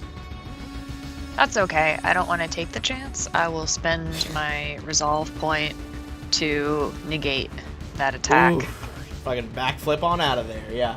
and just GTFO. Just as swift as you swing that blade, just equally as fast disappear down the hall. 10, 15, 20, 25. It is 10-foot difficult terrain in there as well. Okay. My cat looks Do I like an have absolute anything fool for right now.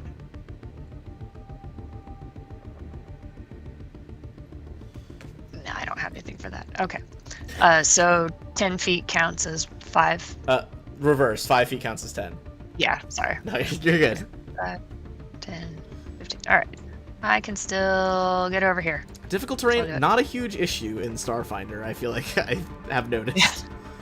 Just everyone gets so fast, and then people are like, oh, I have jetpacks, jump jets, jump over the terrain. Alright, it's gonna be Flack. He's gonna try to use his fucking tricky switchblade here, and with his trick attack, I'm gonna mix things up. He's gonna try and go for the knockout shot. I guess, can I only do it with a gun, or let's see. Okay, just any attack. He is going to attempt to do that if the trick attack works. So let's go stealth.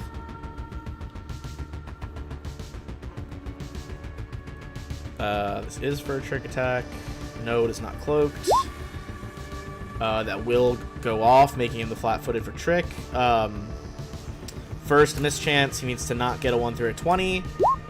He's solid. And then he's going to go in with, I want to say the ultra thin is his best melee. It is. Okay. You shank. Well, there it is. There's the bad luck. Yeah, he does miss, and we'll go to oh, I guess we do still have he's hasted as well, MK. Yeah, I think I was able to get everybody at the beginning. So could he use another movement then and move back? Yeah, you can full attack and move with haste. Nice. Oh, I could have moved farther. Yeah, I think forgot I was about to say, Zashi, you can get some extra distance there. He's just gonna go back to these crates over here. Is that Hide okay? behind Yeah, them as just- a mouse. You can full attack and move, and to boot, you get 30 extra feet of movement. God damn. So, yeah. Alright, well, I don't need to make the knockout shot because I didn't make the attack. Cost, that is you. There is a whirl of cosmic debris and, like, meteors in front of you. Hard to see the other side. With that added movement, cost is going to be stupid and fully just run in and gore. Yes. Do you have that much speed? With difficult? Yes, I have 50 without haste. God damn. So it goes up to You guys 80. are so fast. What the fuck? Cost is just naturally that fast. He doesn't have any boosters or anything. Yeah, Cost is just fucking moving down the hallway. You have, like, hooves, right? Yes. I like to just... You guys hear, like, rapid hoofbeats, like, clanging off the metal. Just sprint through the smoke. MK and Jax and Zashi see a brief, like, whirl in the smoke and debris as he, like, sprints by you. Hell yeah, dude. Go for the stab. Get this fucking giant in the shins, dude.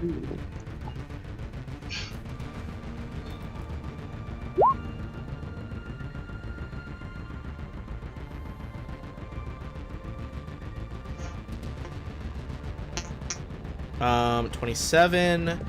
He is currently flat-footed because of flat. That get him low enough. Is there anything else boosting that 27 for you?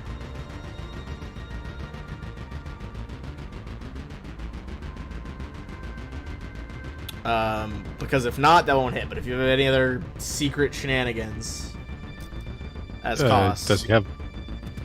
Does combat tracking give you bonus, or...? Did you have enough to... Yeah, that's to already combat? applied. Oh, It's already applied. Oh, okay, yeah. So you're just shy even with flat-footed. So it'll go to Jax. Alright. Gonna swift action, activate the echolocators again. And then I'm gonna take a deadly aim shot at the one in front. Alright. So that's going to be no penalties because you're echolocating. 31 is going to be a hit. Use the reaction cam this time, so just piercing. So it is going to take that full 60 then to the lead dude, right? Yeah. Whoomp. Kind of staggers back, clutching his chest wound. The middle one is looking pretty damn close to bloodied.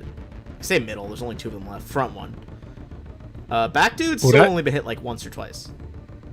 Okay. Would I be able to move forward and shove Koss out of the way to the side, or? I'm gonna say, give me like an athletics check.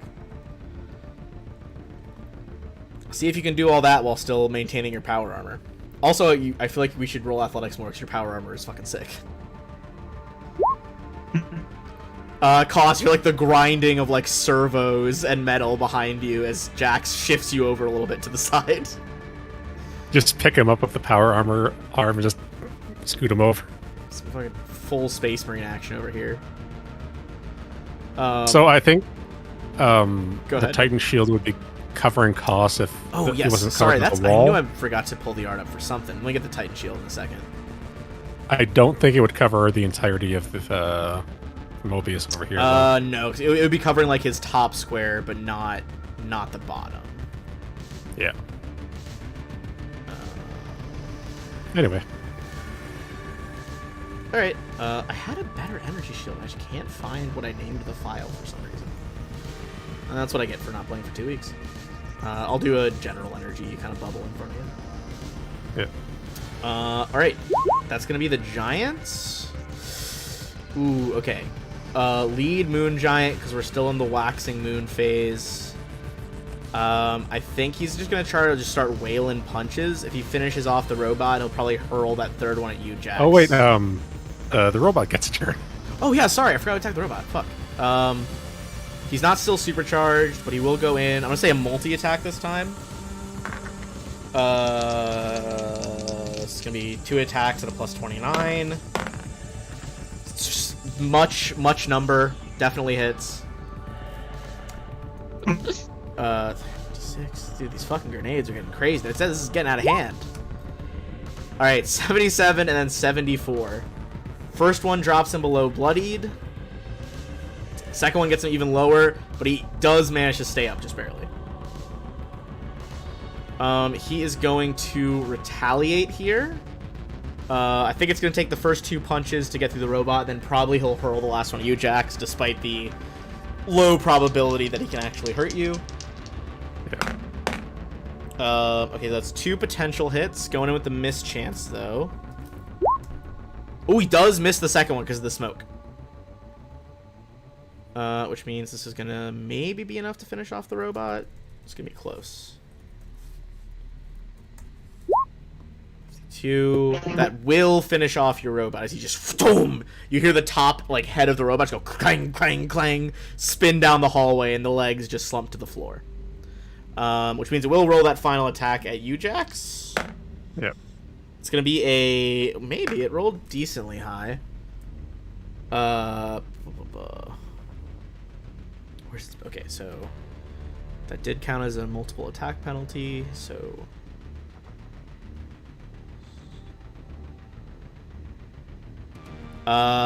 41 against KAC.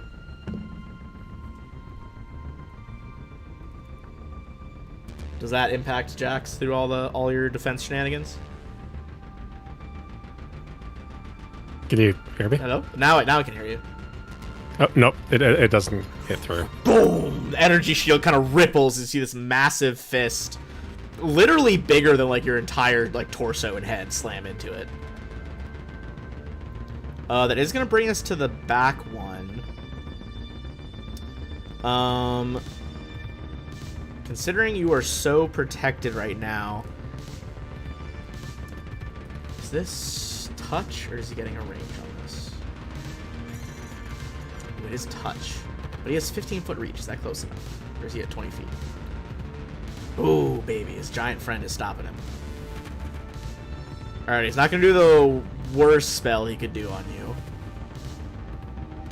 Instead, he's gonna hurl that debris at you again. Bring it up. Ooh, actually, can he do this leap now? Oh, he's gonna fucking try. His friend is gonna duck down to leave him enough space to, like, vault over.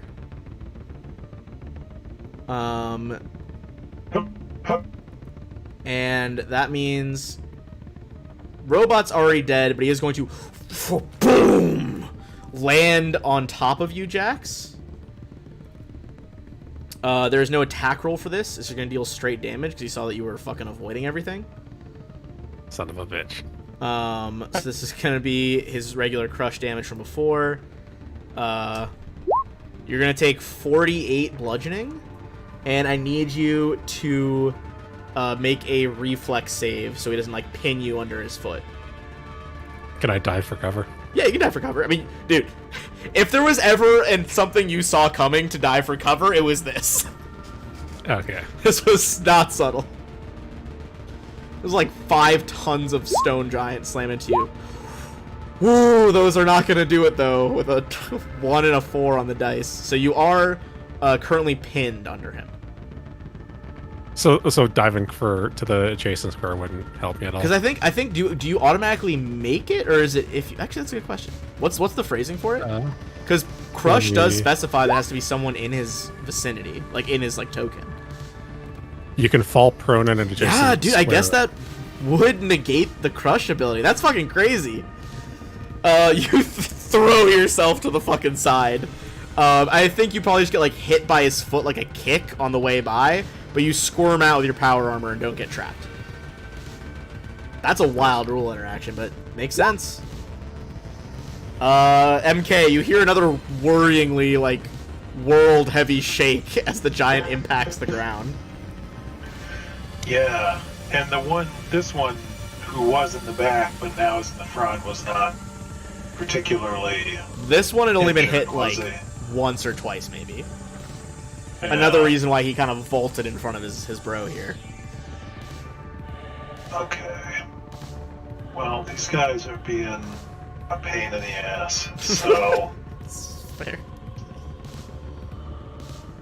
No, I'm not gonna do that. I'm going to. I think from here I should have line of sight on the front one now. Or line of effect, and I need him to make a will save. The lead one? Okay. Yeah. Where's the moon giant will save? It's not as good as the fucking spirit robots you were fighting. That's good news. I think it will still pass, though. DC 27. Ooh, I was about to say, I'm pretty sure your thing is 26. You got a 26. Spell focus, baby. Ooh, spell focus coming in clutch there. Alright. So this is Also, a 6th level mind thrust. this is the unique art for the moon giants in this game, but I'm gonna just throw the generic moon giant on the map really quick, because I do fucking love her art. Well, it might pop up. We'll see. I tried to drop it. Yeah, that's the one. So that's like, they look like sages and stuff. I really love how much work Paizo puts into the giants. They have so many different kinds. Oh, It's they really cool. really put work into it. I'm glad. I didn't think they were going to expand it as much in Starfinder, but there's like multiple types of giants they added just for Starfinder. Yeah.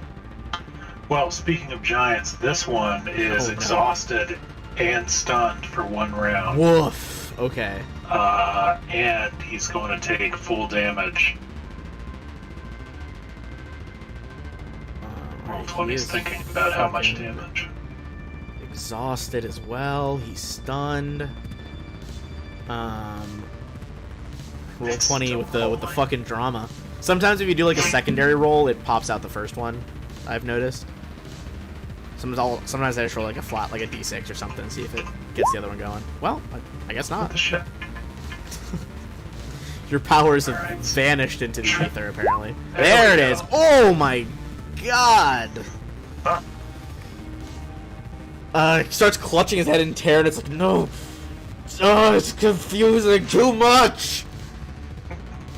This one is now below bloodied. And I'm gonna duck back in this hallway. Jesus. Zashi.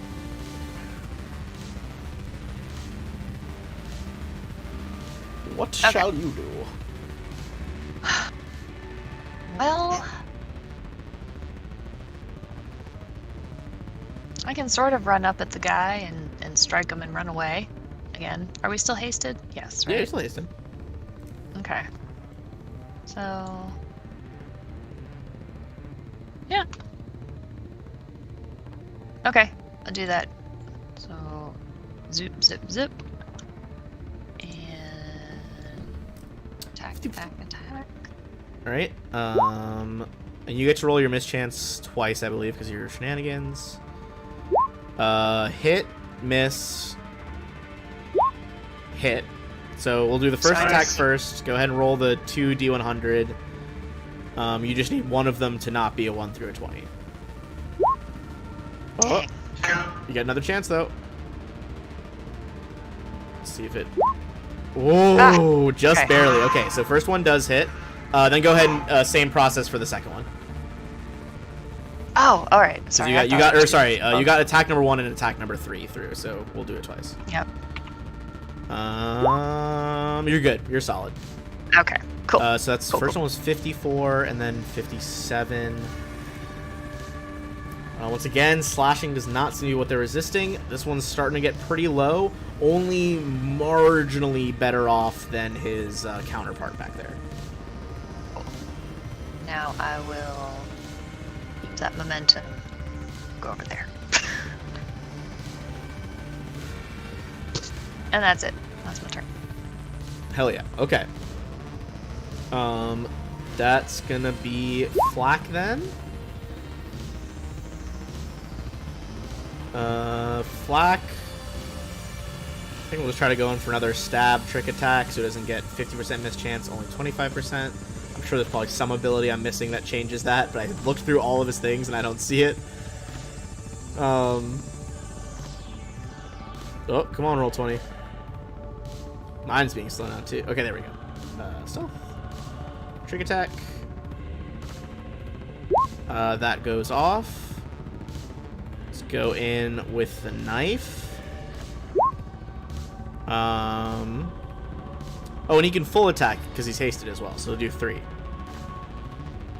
So it would have been... I'll just subtract it each time. Well, there it is. All 3 would miss. And he will try to back up, which will provoke an op attack with the mischance. That will hit, but does it hit because of the miss?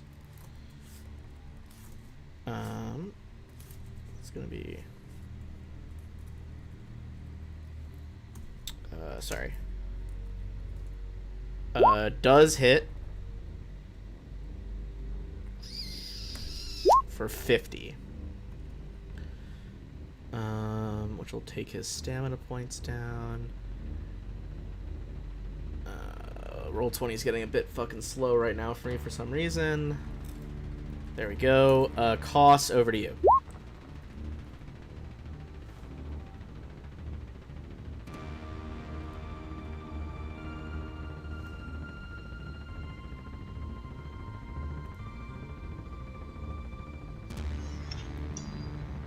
First off, Koss will transfer his second combat tracking from the dead one to the living one. Nice. And he will attempt to full attack with his plasma sword. Alright. Those do miss, unfortunately. Let's bring us to Jax. Alright, I'm gonna move action, shift the shield over so it's covering me and Koss. I assume, like, that angle is the intent. Yeah. Yeah. Let me just place it. There we go. Hey, pal. And then, if he can't see me, do I still get a penalty on ranged rolls?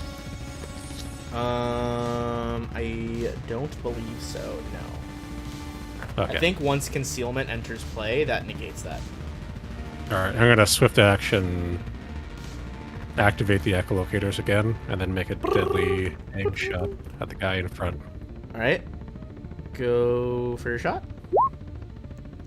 That is a hit, and echolocation negates the other thing. Tilt the cannon up, boom, takes the top of his head off. Second giant hits the floor. Nice. Ooh. Anything else? Nope. That's it. All right, let me get the fucking dead one out of the way. Other one is going to walk in here and is reaching out and down to touch you, Jax, to cast a spell. All right. I need you to give me a will save.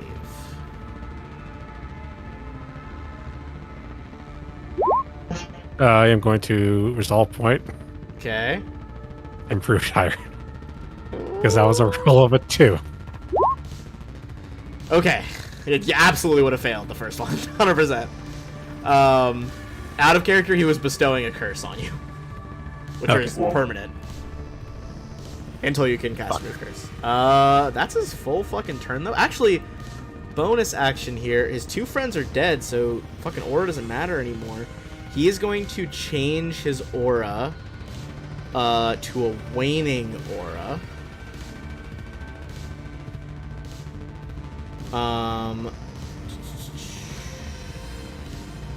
What is the DC of that? Everyone go ahead and give me a fortitude save.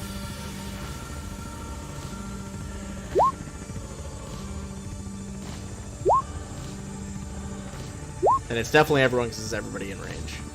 Everyone's like well in range. It's a 60-foot aura.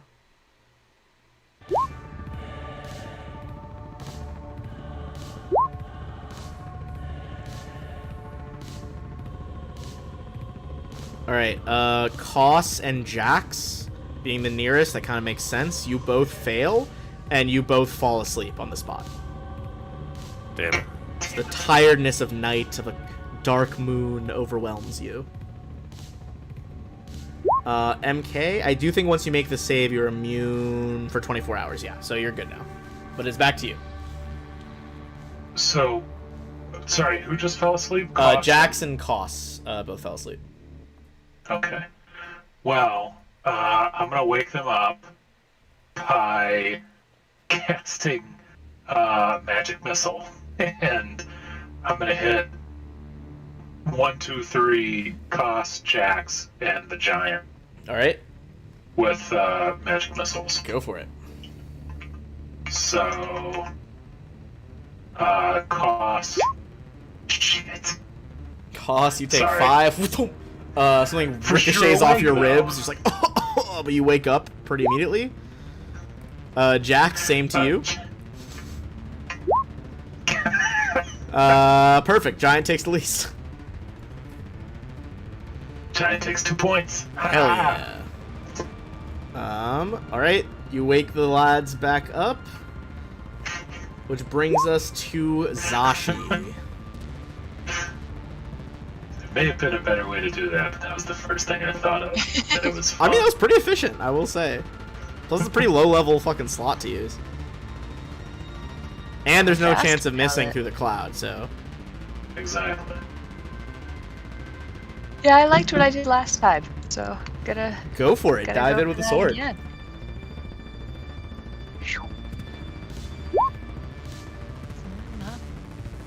Not as good of a start. Okay. Maybe not. Alright. Just the middle one is gonna hit. I rolled But for- with 49 damage, he only had 42 left. As you leap up, kind of hamstring his ankles. He falls to his knees, and you just drive the sword up into his mouth. Yeah. Gone. Thump. All right. Nice. We be out of combat here. We definitely need to tally up some frickin' XP here. Let's see. So you guys got 3 moon giants. They're a little bit different than normal, but not enough to change their XP values, it looks like. Goodbye, Moon giants. Alright, let's see. It's gonna be 3 of them, 5 of you guys. Everyone's gonna get 30,720. These numbers are obscene. Yeah, they're So how absolutely filthy. How close are we to another level? 300,000, less than 300,000 away. It seems like so much, but it's only like 10 more giant fights and you're good. Yeah, it's really. I'm not sure what we started at, but we've The got thing is- at least 250,000 tonight. I'd be really interested to figure out the math on it, because, like, yeah, you need more every level, but I wonder if the amount you're gaining begins to outpace it, because you're getting, like, obscene amounts of XP in this AP. Yeah. So This is also the highest level play I've ever done. Like, ever. That wasn't a Munchkin campaign that started. Oh, it. yeah. So, so it's just a shitload of XP. Sorry, go ahead and say what you're going to say before I continue. What were you saying, Jax? this inky whatever goes Oh, away, it, right? it dissipates after, like, now that it was almost done anyway with rounds, but it'll dissipate. Okay. However, as you guys kind of let it wind down, you see a 4th moon giant, very cautiously, with hands over his head, walk out of the room that they all came from. Okay. Shoot him, quick! Wait, no. Wait, you have seen the Make a will truths. save. You've seen the truths in the vision machines, but kept your own minds. As have I. My name is Kesmir, and we could be allies. Years ago, Ooh. my clan of wanderers and seers, called the Crescent Diviners, found this starship, and made the tragic decision to explore it. We were captured and underwent the horrible visions of the ship's creators. The experience split our clan in two, those who obey the tentacled ones, and those who do not. We will still follow our sacred ways as best we can. Our two sides have been fighting ever since. Along both sides have fortified their camps so much that skirmishes are now rare.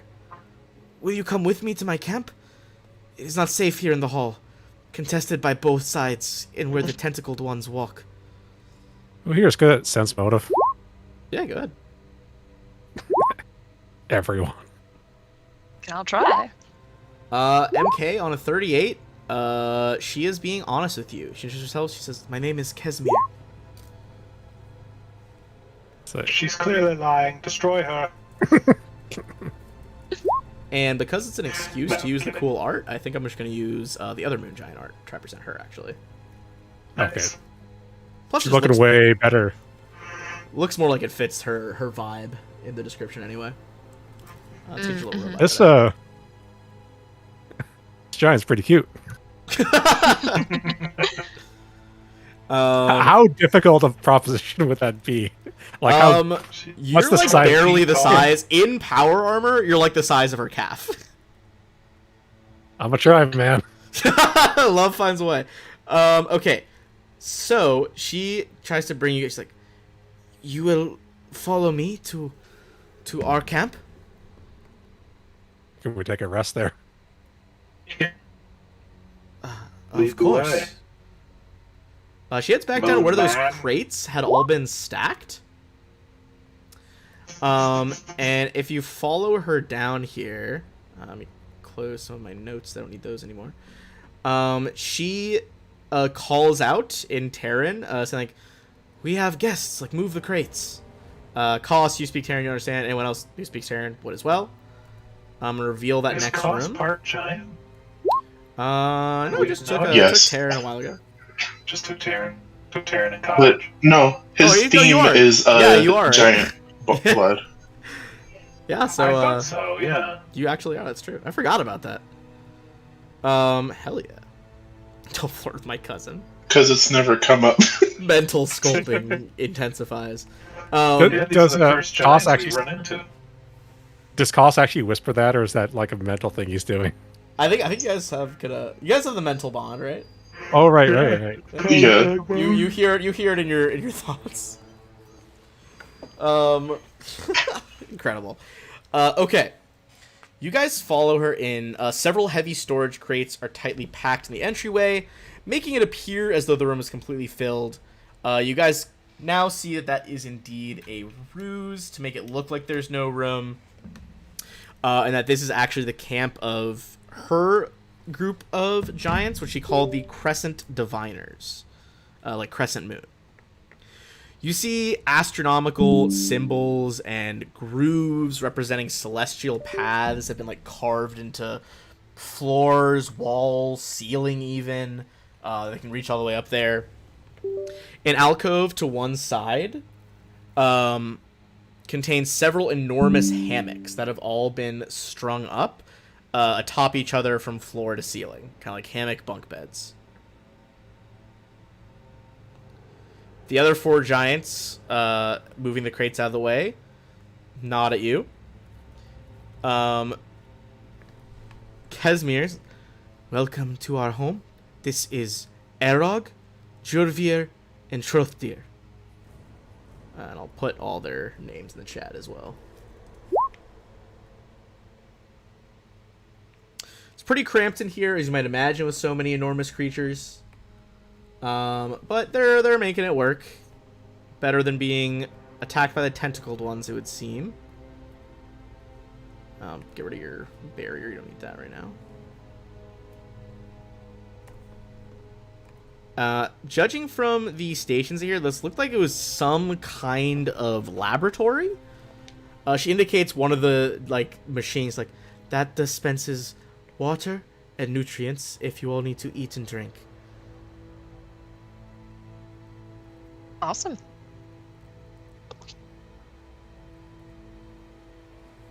Did the other giants in here also resist the indoctrination? One of the ones we did. Only us four at the moment.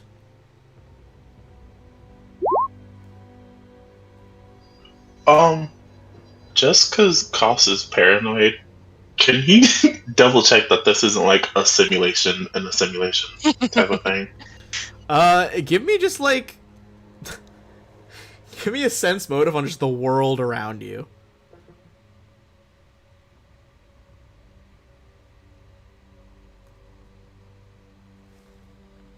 What do you think, pal? Is that enough? You're pretty positive it's not a simulation. This feels too real. And looking back on the simulation, it felt real while you guys are in there, but now that you can look back on it, you can remember the errors and stuff. Okay, just wanted to be sure. Don't fake my cousin reuniting.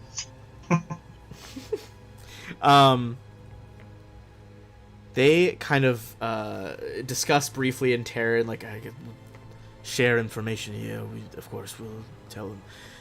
Kesmir kind of sits down crisscross applesauce next to you guys. So, what are you doing here? They seem to kind of be struggling a bit. Their common sounds a little archaic.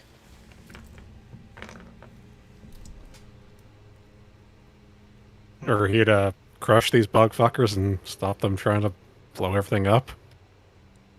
Then you are recently upon the Ark? Yeah. Yeah.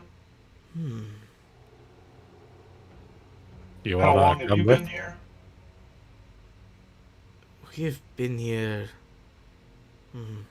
We don't always track life like you do, more in celestial bodily movements, but I think in your time frame, perhaps a few centuries? Oh. We are a long-lived species. resistant to the wares of time. Have you tried to leave? They kind of look at each other, and he's like, one of them's like, ask, Casimir, ask. All right. We have been working with our complex astronomical charts only from memory. He kind of like gestures everything around you. And we know that there is a cosmological conjunction coming that would allow us to escape Arc Prime with our lunar magic. Our divinations thus far have lacked precision as to when it is and what we will need to do. Our former leader, Zielo, he had star charts carried with him. Alas, he is among those who turned against our teachings and follows the tentacled ones. If you could recover what Zielo has and bring it to us, we would be grateful to finally have a way out. In exchange, we could share what we have learned of this place.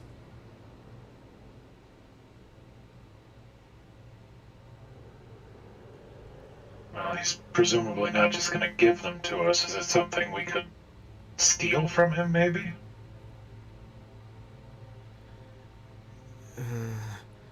You could try, I suppose.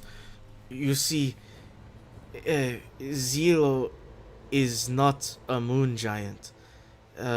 More powerful. They kind of say something really quick in Terran to try to get like the common equivalent. A eclipse giant. What? That sounds awesome. Indeed, he is quite a bit larger than us.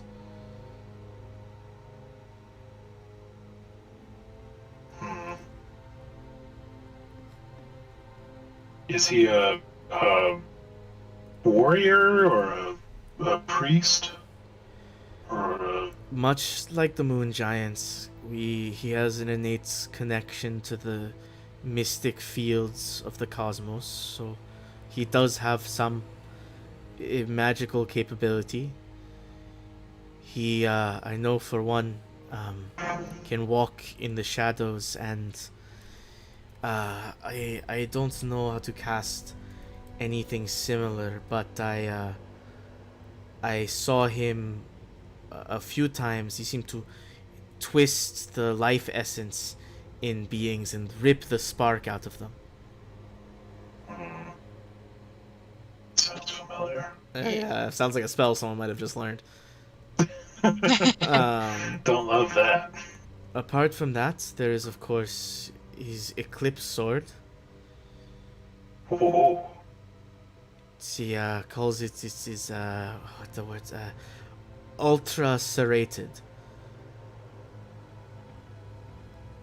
It's about Sounds pretty sharp. She looks at the you in like the power armor, Jax. Is like,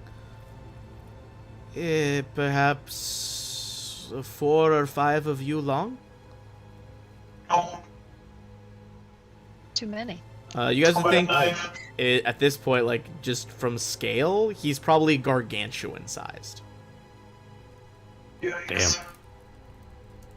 Got any more of those grenades? Yeah, I can make one. Craft some more, yeah. The grenades I make with that ability can't be used by anyone but me, apparently. That Otherwise, I guess I that would've makes just- sense. That feels like a fair. I would've buff. I would have Or made debuff. like a whole like bag full of them by now. Just summon every fucking type of robot you guys have encountered in the last like 9 books. You could make a fortune too if anybody could use them. Basically, Just sell scale wise, just know she's 3x3, so he would be this side. He'd be 4x4. Damn. Yeah, pretty fucking big. Big boys making big noise. I think that Us. I could actually do that. But I mean, yeah. Show them a demonstration. Be like, I could make more of those. She tells you, like, one of the other things to keep in mind. I don't know that this could happen, but I also don't know where in the system we are and how it would work upon a starship. But if he was able to see or be in the presence of anything causing an eclipse, his power would grow and he would be extremely hard to hit.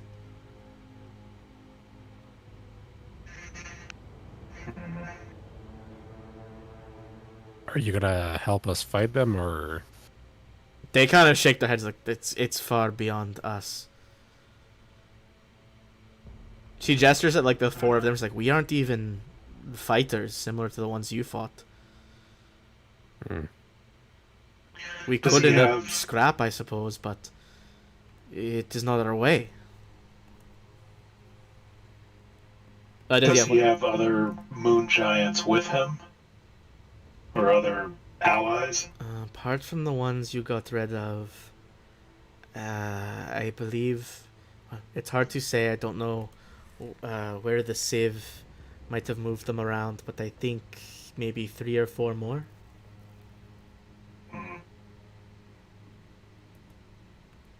That'd be a hell of a fight. Right? She wouldn't. She calls them the tentacled ones, not the Civ. Apologies. Do you know if the Civ keep any weapons or arsenal around that we could upgrade ourselves with before we take him on? She pauses to consider. I know there was a old. It is how do you say like what you wear? She points at Jax. A room full of armors. Fuck yeah. Zashi, you want one too? She's not interested. Sounds like it could At be a certain point, the helpful. benefits from the power arm are going to be outweigh the negatives. They thought like the labels we saw was referred to as Thrall Hard Shell. It doesn't look like yours. Pilot seats inside the section on top. It walks on 4 legs and has claws for gripping. God damn. That thing's awesome. Yeah, you're looking it up. The Thrall Hard Shell. Yeah, I forget. Let me just quickly. Mine's It is one the of extra dimensional, right? The unique, like they added it for this campaign, I believe.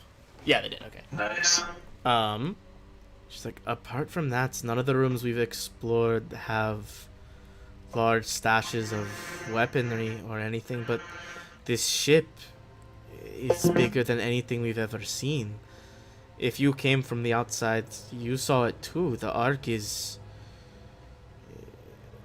almost impossibly large. I don't even know how you all thought you would fight it.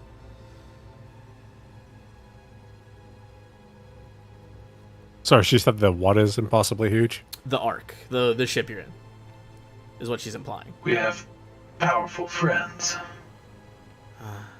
We have heard distant rumblings. Perhaps they attack. I'll just say, I mean, you saw us fight, right? We're pretty kick-ass, and I'll just try to stand as gallantly She's as just I like, can. you seem remarkably unscathed for fighting 3 of our brethren, I must say.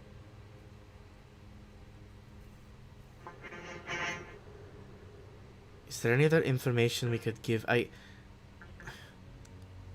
cannot be positive, but I believe our eclipse giant friend has made a sort of throne room for himself.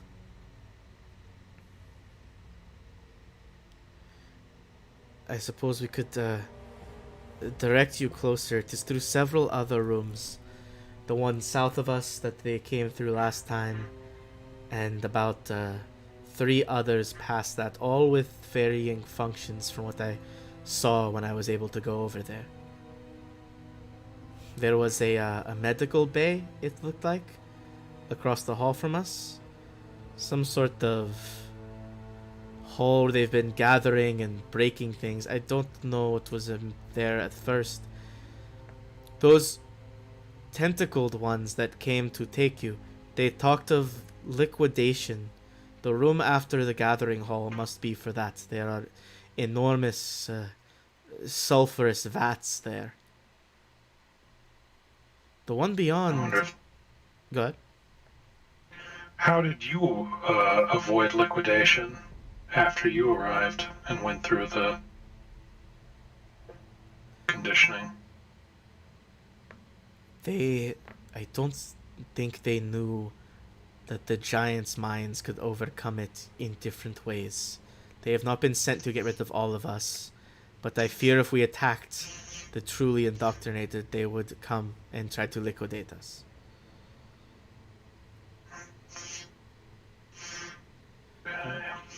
After the liquidation chamber, there is, I heard one of the other giants talking about it. I think it used to be some sort of meditation room. Used by the giants or by the I tentacled believe... ones? I think the tentacled ones built it, but some of the giants do use it. And then past the meditation chamber is what Zielo has claimed for his throne room.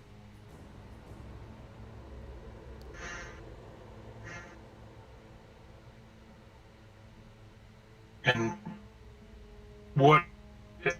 Yeah, and I may have just forgotten this, but what? What is she giving us in exchange for getting her these star maps? She said she could try to give you more information on what she's learned about this place and the ship. Okay.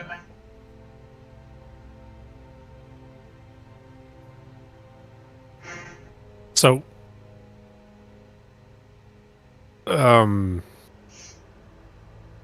She kind of she's like, not just the rooms. I have what I believe important information. I think it's Also, worth. I think I actually am a fool and forgot because I took 2 weeks off. I think they do have a Kesmir art that I prepared. They do indeed. I'm just being a fool. Is she Kesmir? She is Kesmir, yes. Okay. I'll put it in. This is her. It's very similar to the actual default art. I just blanked that I had it, I guess. That's the official There. Kesmir.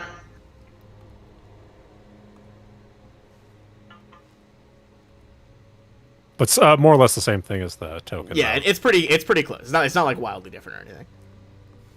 Still pretty cool. Cool. So are giants made of stone? Because I see like gouges and cracks. Yeah, they seem to be like some derivation from stone giants. Cos, when you asked them about the station passing in front, she's like, normally I would think it would have to be a celestial body like a moon or a planet, but the Ark is bigger than some moons that I've seen, so I suppose it's not impossible. I suppose you ought to know your moons then. Inclines her head, like not even, takes that completely at face value. She's like, yes, we do know moons very well. So, Zashi, if you're wondering about the power armor that they mentioned, It's pretty crazy. it's the same KAC as mine, but it has 3 higher EAC, and it bumps your strength up to 30. Oh, wow. It's pretty filthy. That's pretty nuts. And you get DR10 magic. Yo. Oh, Nice. Yeah, I mean, it's crazy So- what, ancient advanced species, they got some good tech. man, So how far is that yeah, room? tech. The room where the armor is? Yeah. Let me consult my notes and the map. That would be in the hard shell storage bay. Basically, it would be down the hall to the east, if you guys went the opposite direction from where you are now. And then take the final entrance to all the way to the east, going south, and it's a couple rooms down there. So wait, is it this one here?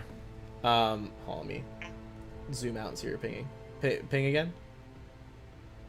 So we turn here, Yeah, that one down there. and then we keep going down. Go down a couple of rooms.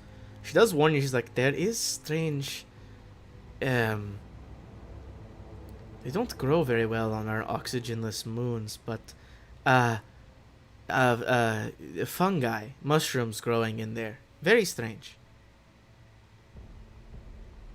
Are they weak to fire? I don't know that they can fight.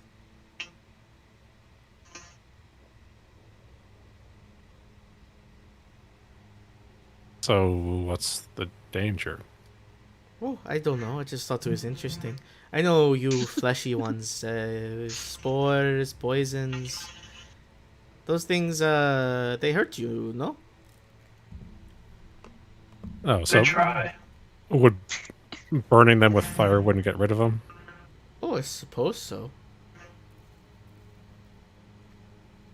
There's a lot of it, though. Do you have enough fire?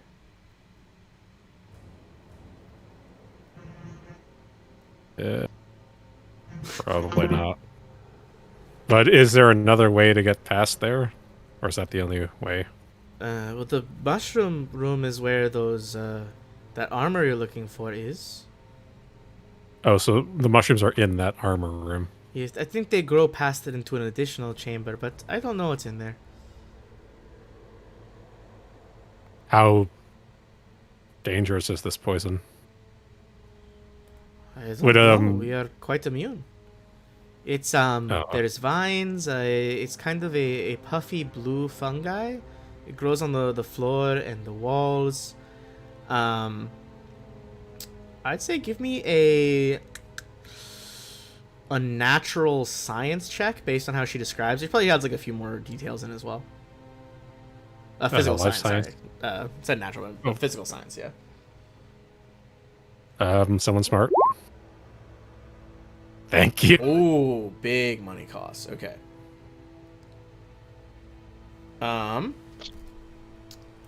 So costs. This could be natural fungal growth. But considering how widespread it is, you think that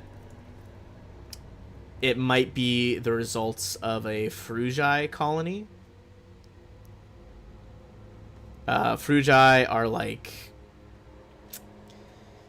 these plant colony creatures. The colony itself is usually like a colossal sized beast. The creatures themselves are like large plant creatures. The typical soldier ones have no arms. They kind of look like extremely skinny plant raptors. But you know that where they grow, fungus often grows with them.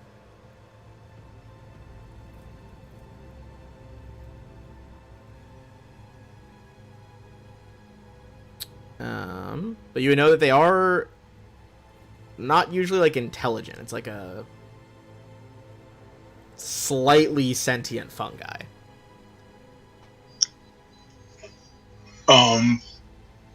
With all that possible there.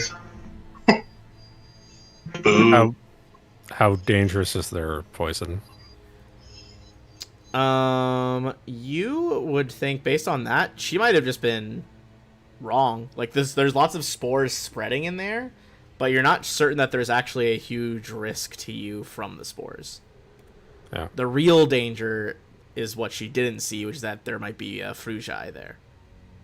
Okay. On a 41, you would know one crazy thing that they have evolved to fight is that they have limited powers over gravity.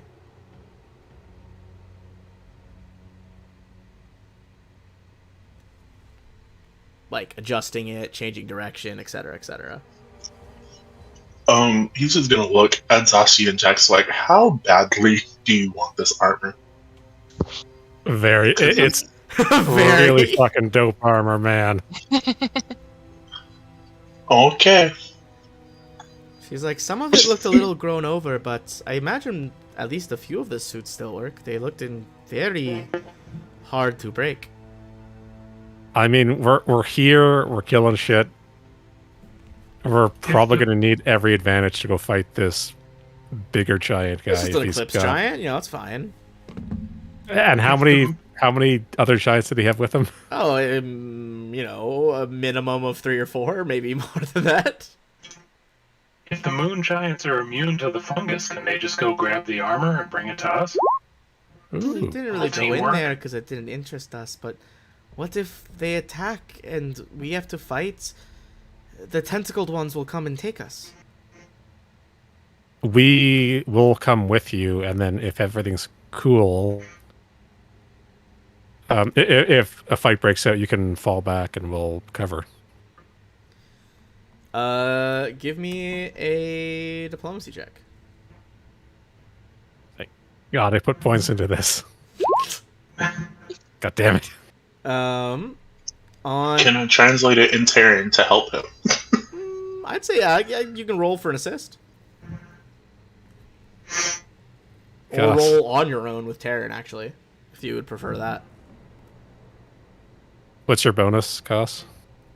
Your bonus is definitely better than mine, so I'll just try to help you. Okay, so roll again. Yeah, go for it.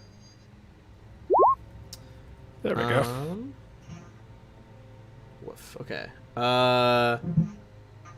She kind of hesitates. She's like,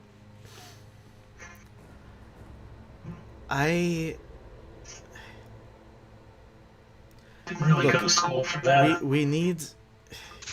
we have information that would be useful to you, but and that information leads me to have to refuse your request. I wish I could say more right now, but you understand this is our only chance out of here. I need the bargaining chip.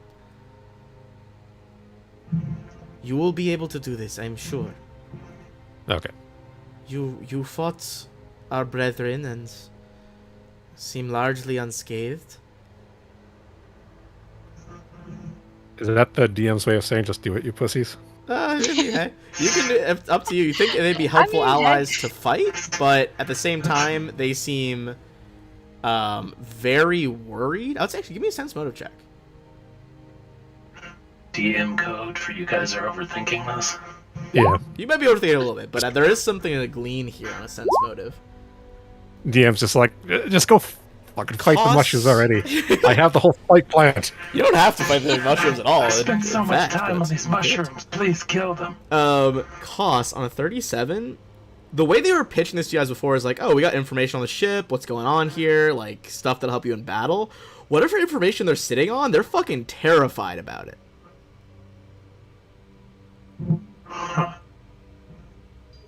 But it's not related to the To the mushrooms, soup no. and the fungi. It's not related to the mushrooms. They're terrified There's of whatever some- the knowledge about the ship itself, not the fungi that are in this one iota of the ship. Okay. Sounds to me like they are very fun guys. She's like, I don't think so. That doesn't sound right.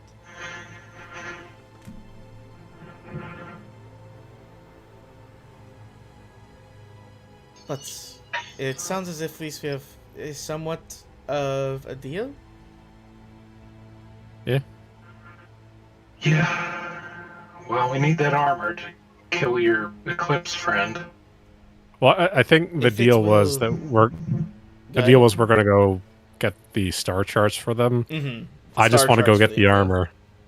Because the armor would be a huge upgrade for me, and I don't know if Zashi wants to grab one too. They also not Kesmir. Which one is it? Oh, Arog.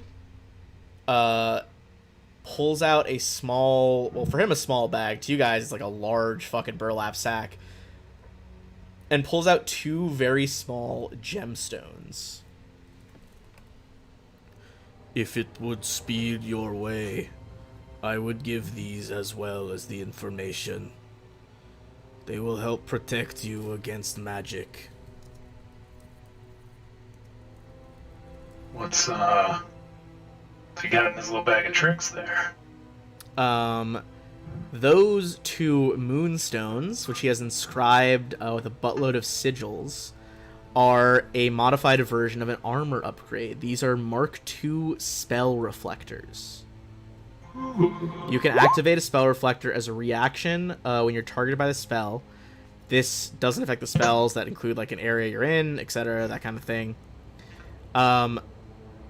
The type of spell reflector determines the highest level it can reflect, and it replenishes its 1 charge each day. A Mark II could reflect a spell of 6th level or lower. Jesus. Basically, two get out of jail free cards against extremely powerful magic. Yeah. That would be excellent for, well, any of us. So you could pop it in like one of those power armors that we're gonna get. Yeah, I mean, I think they have like how many fucking armor upgrade slots they have? Probably will fit it in. Yeah. I don't know if you already have it. You probably don't, but... It's got 4. Oh, no, wait. You need proficiency to use the armor. Fuck. Oh, for power armor? Yeah, you need a proficiency for it, I think. Well, power armor, proficiency for the power armor, but not for the spell reflector, right? No, spell reflector is just you can put that in any armor. It's a armor upgrade that fits in light or heavy armor. Oh, but not power armor, I guess. Okay. Although if you do take the power armor, that already has some magic resistance, so at least you're not losing out completely. Yeah. Cost. Do mechanics get power armor? I think they can, but It's just a bunch of you guys fucking walking around. You're like, oh, we all hate being squid people. Hey, let's all walk around as giant crabs, actually. They can get it, but because I'm multi-classing, I'm not at a point where I can. So, what level would? So is it like completely gone for you, or would? I think you might be able to do like at 20 when you hit that. yeah, it would be at 20 for me to get it. Oh. What are you multi-classed into? Biohacker. That's what all the serums are. Yeah, Sorry. biohacker. Oh, okay. All right. So, do you guys have any other questions for them? It seems like they're pretty keen on holding the information as they are convinced otherwise you're not gonna bring back the star charts they need so bad. But apart from that, is there anything else you want to ask them before you go looking? It sounds like for power armor first to defeat the Frugi, which is here. I'll spell it in chat. It's like that.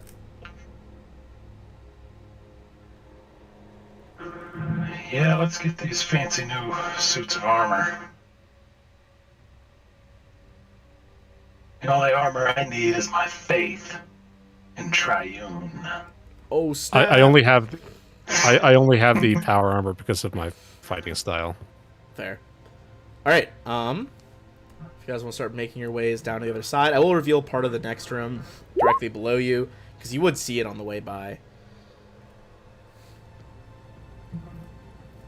Don't need that anymore. That appears to be the somewhat broken up medical lab.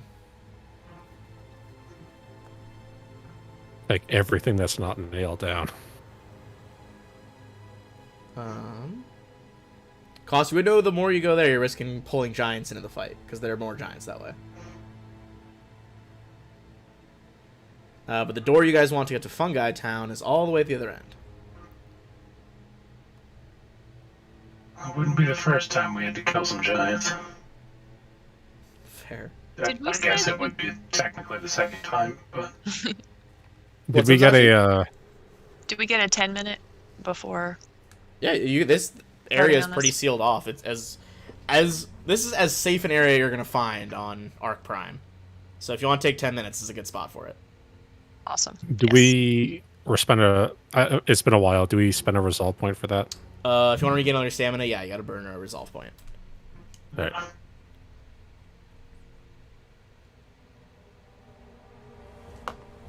I really like the 10-minute resolve point system for stamina more than the hour short rest in D&D. It just feels so much more fast-paced. Honestly, if you haven't like caught your breath in 10 minutes, an hour is probably not going to help you that That's much. a fair point. You're probably gonna need like a whole night's rest. Yeah. All right. I d- Drag Flack over this way. It also feels more useful than the sort of refocus 10-minute rest in second edition Pathfinder. I feel like those Yeah, I think it is more useful. focus abilities, it's just so rare that you use those. I feel like the focus system, yeah, it's not. They don't use it enough. I think they could have done more with it, personally. Yeah. Like, the idea's there, but like you said, I feel like people don't use the abilities very often. Presuming you guys are following Flack farther down the hall, there is a door before the one you're looking at. Over here. Real quick, Yes. during that 10-minute break, I'm gonna apply no qual star armor, star metal Ooh. armor to Zashi. Which one is? I know it's one of the star medals. What does no qual do in this case? In this case, the gain spell resistance equal to 6 plus my yeah. class level, so 16. No So qual. spell resistance 16. The fucking anti-magic medal. I think it's also like, I'm pretty sure it's my. If it's what I'm thinking of, I love the look of it. I think it's flavored. Yeah, it is no qual. Fuck yeah, I love no qual. It's like green crystals, but you can like melt them down and forge them as if they were iron. It's very cool looking.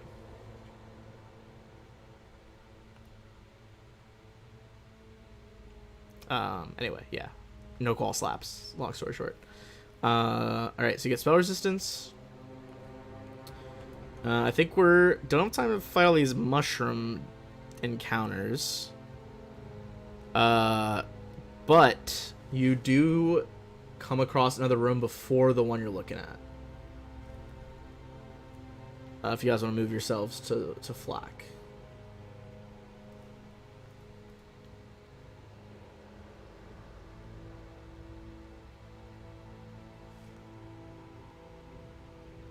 As you glance into this room, you see this small chamber has a bank of computers on one wall.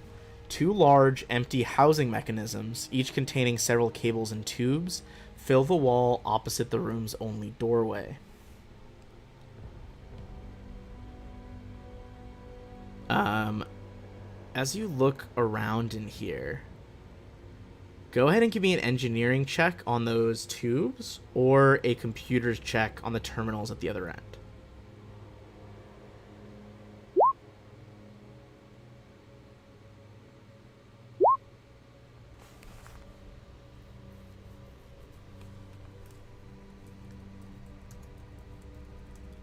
Costs. It looks like those tubes would have been.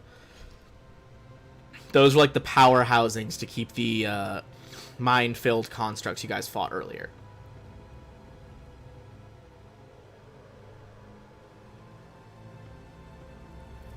That is what those are for. On the 33, that is not enough, Jax. You try to like get through all this like Civian code, and it just can't work your way into the computer systems. Can I help? Would a +2 make a difference? You don't think a +2 would? You probably have to make a new check. Okay. Flack could try. I'm- Flack's got decent, I think.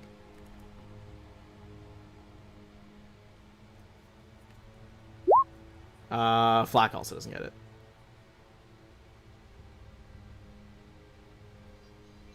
Alright. With the strange mysteries of the rooms in here, I think we're going to pause there for tonight then, before we investigate the next doorway down. Hopefully with our esteemed operative with us. Alright. Okay. Cool beans, guys. Good to be back. I shall see you guys, I hope, next Thursday. Yeah. And then we'll continue exploring the interior of Ark Prime. I'm trying to figure out what the fuck the moon giants are hiding that could scare such powerful creatures so much. I love that they kind of just want us to solve their problems for them. Oh yeah, they're fucking, they're scared. They also do have the vibe of like aesthetic monks living out in the middle of nowhere. Like earthly concerns are not their vibe. Jeez. Alright. How many were there? Was it just like one second, I was gonna stop or- the stream, but see you guys later.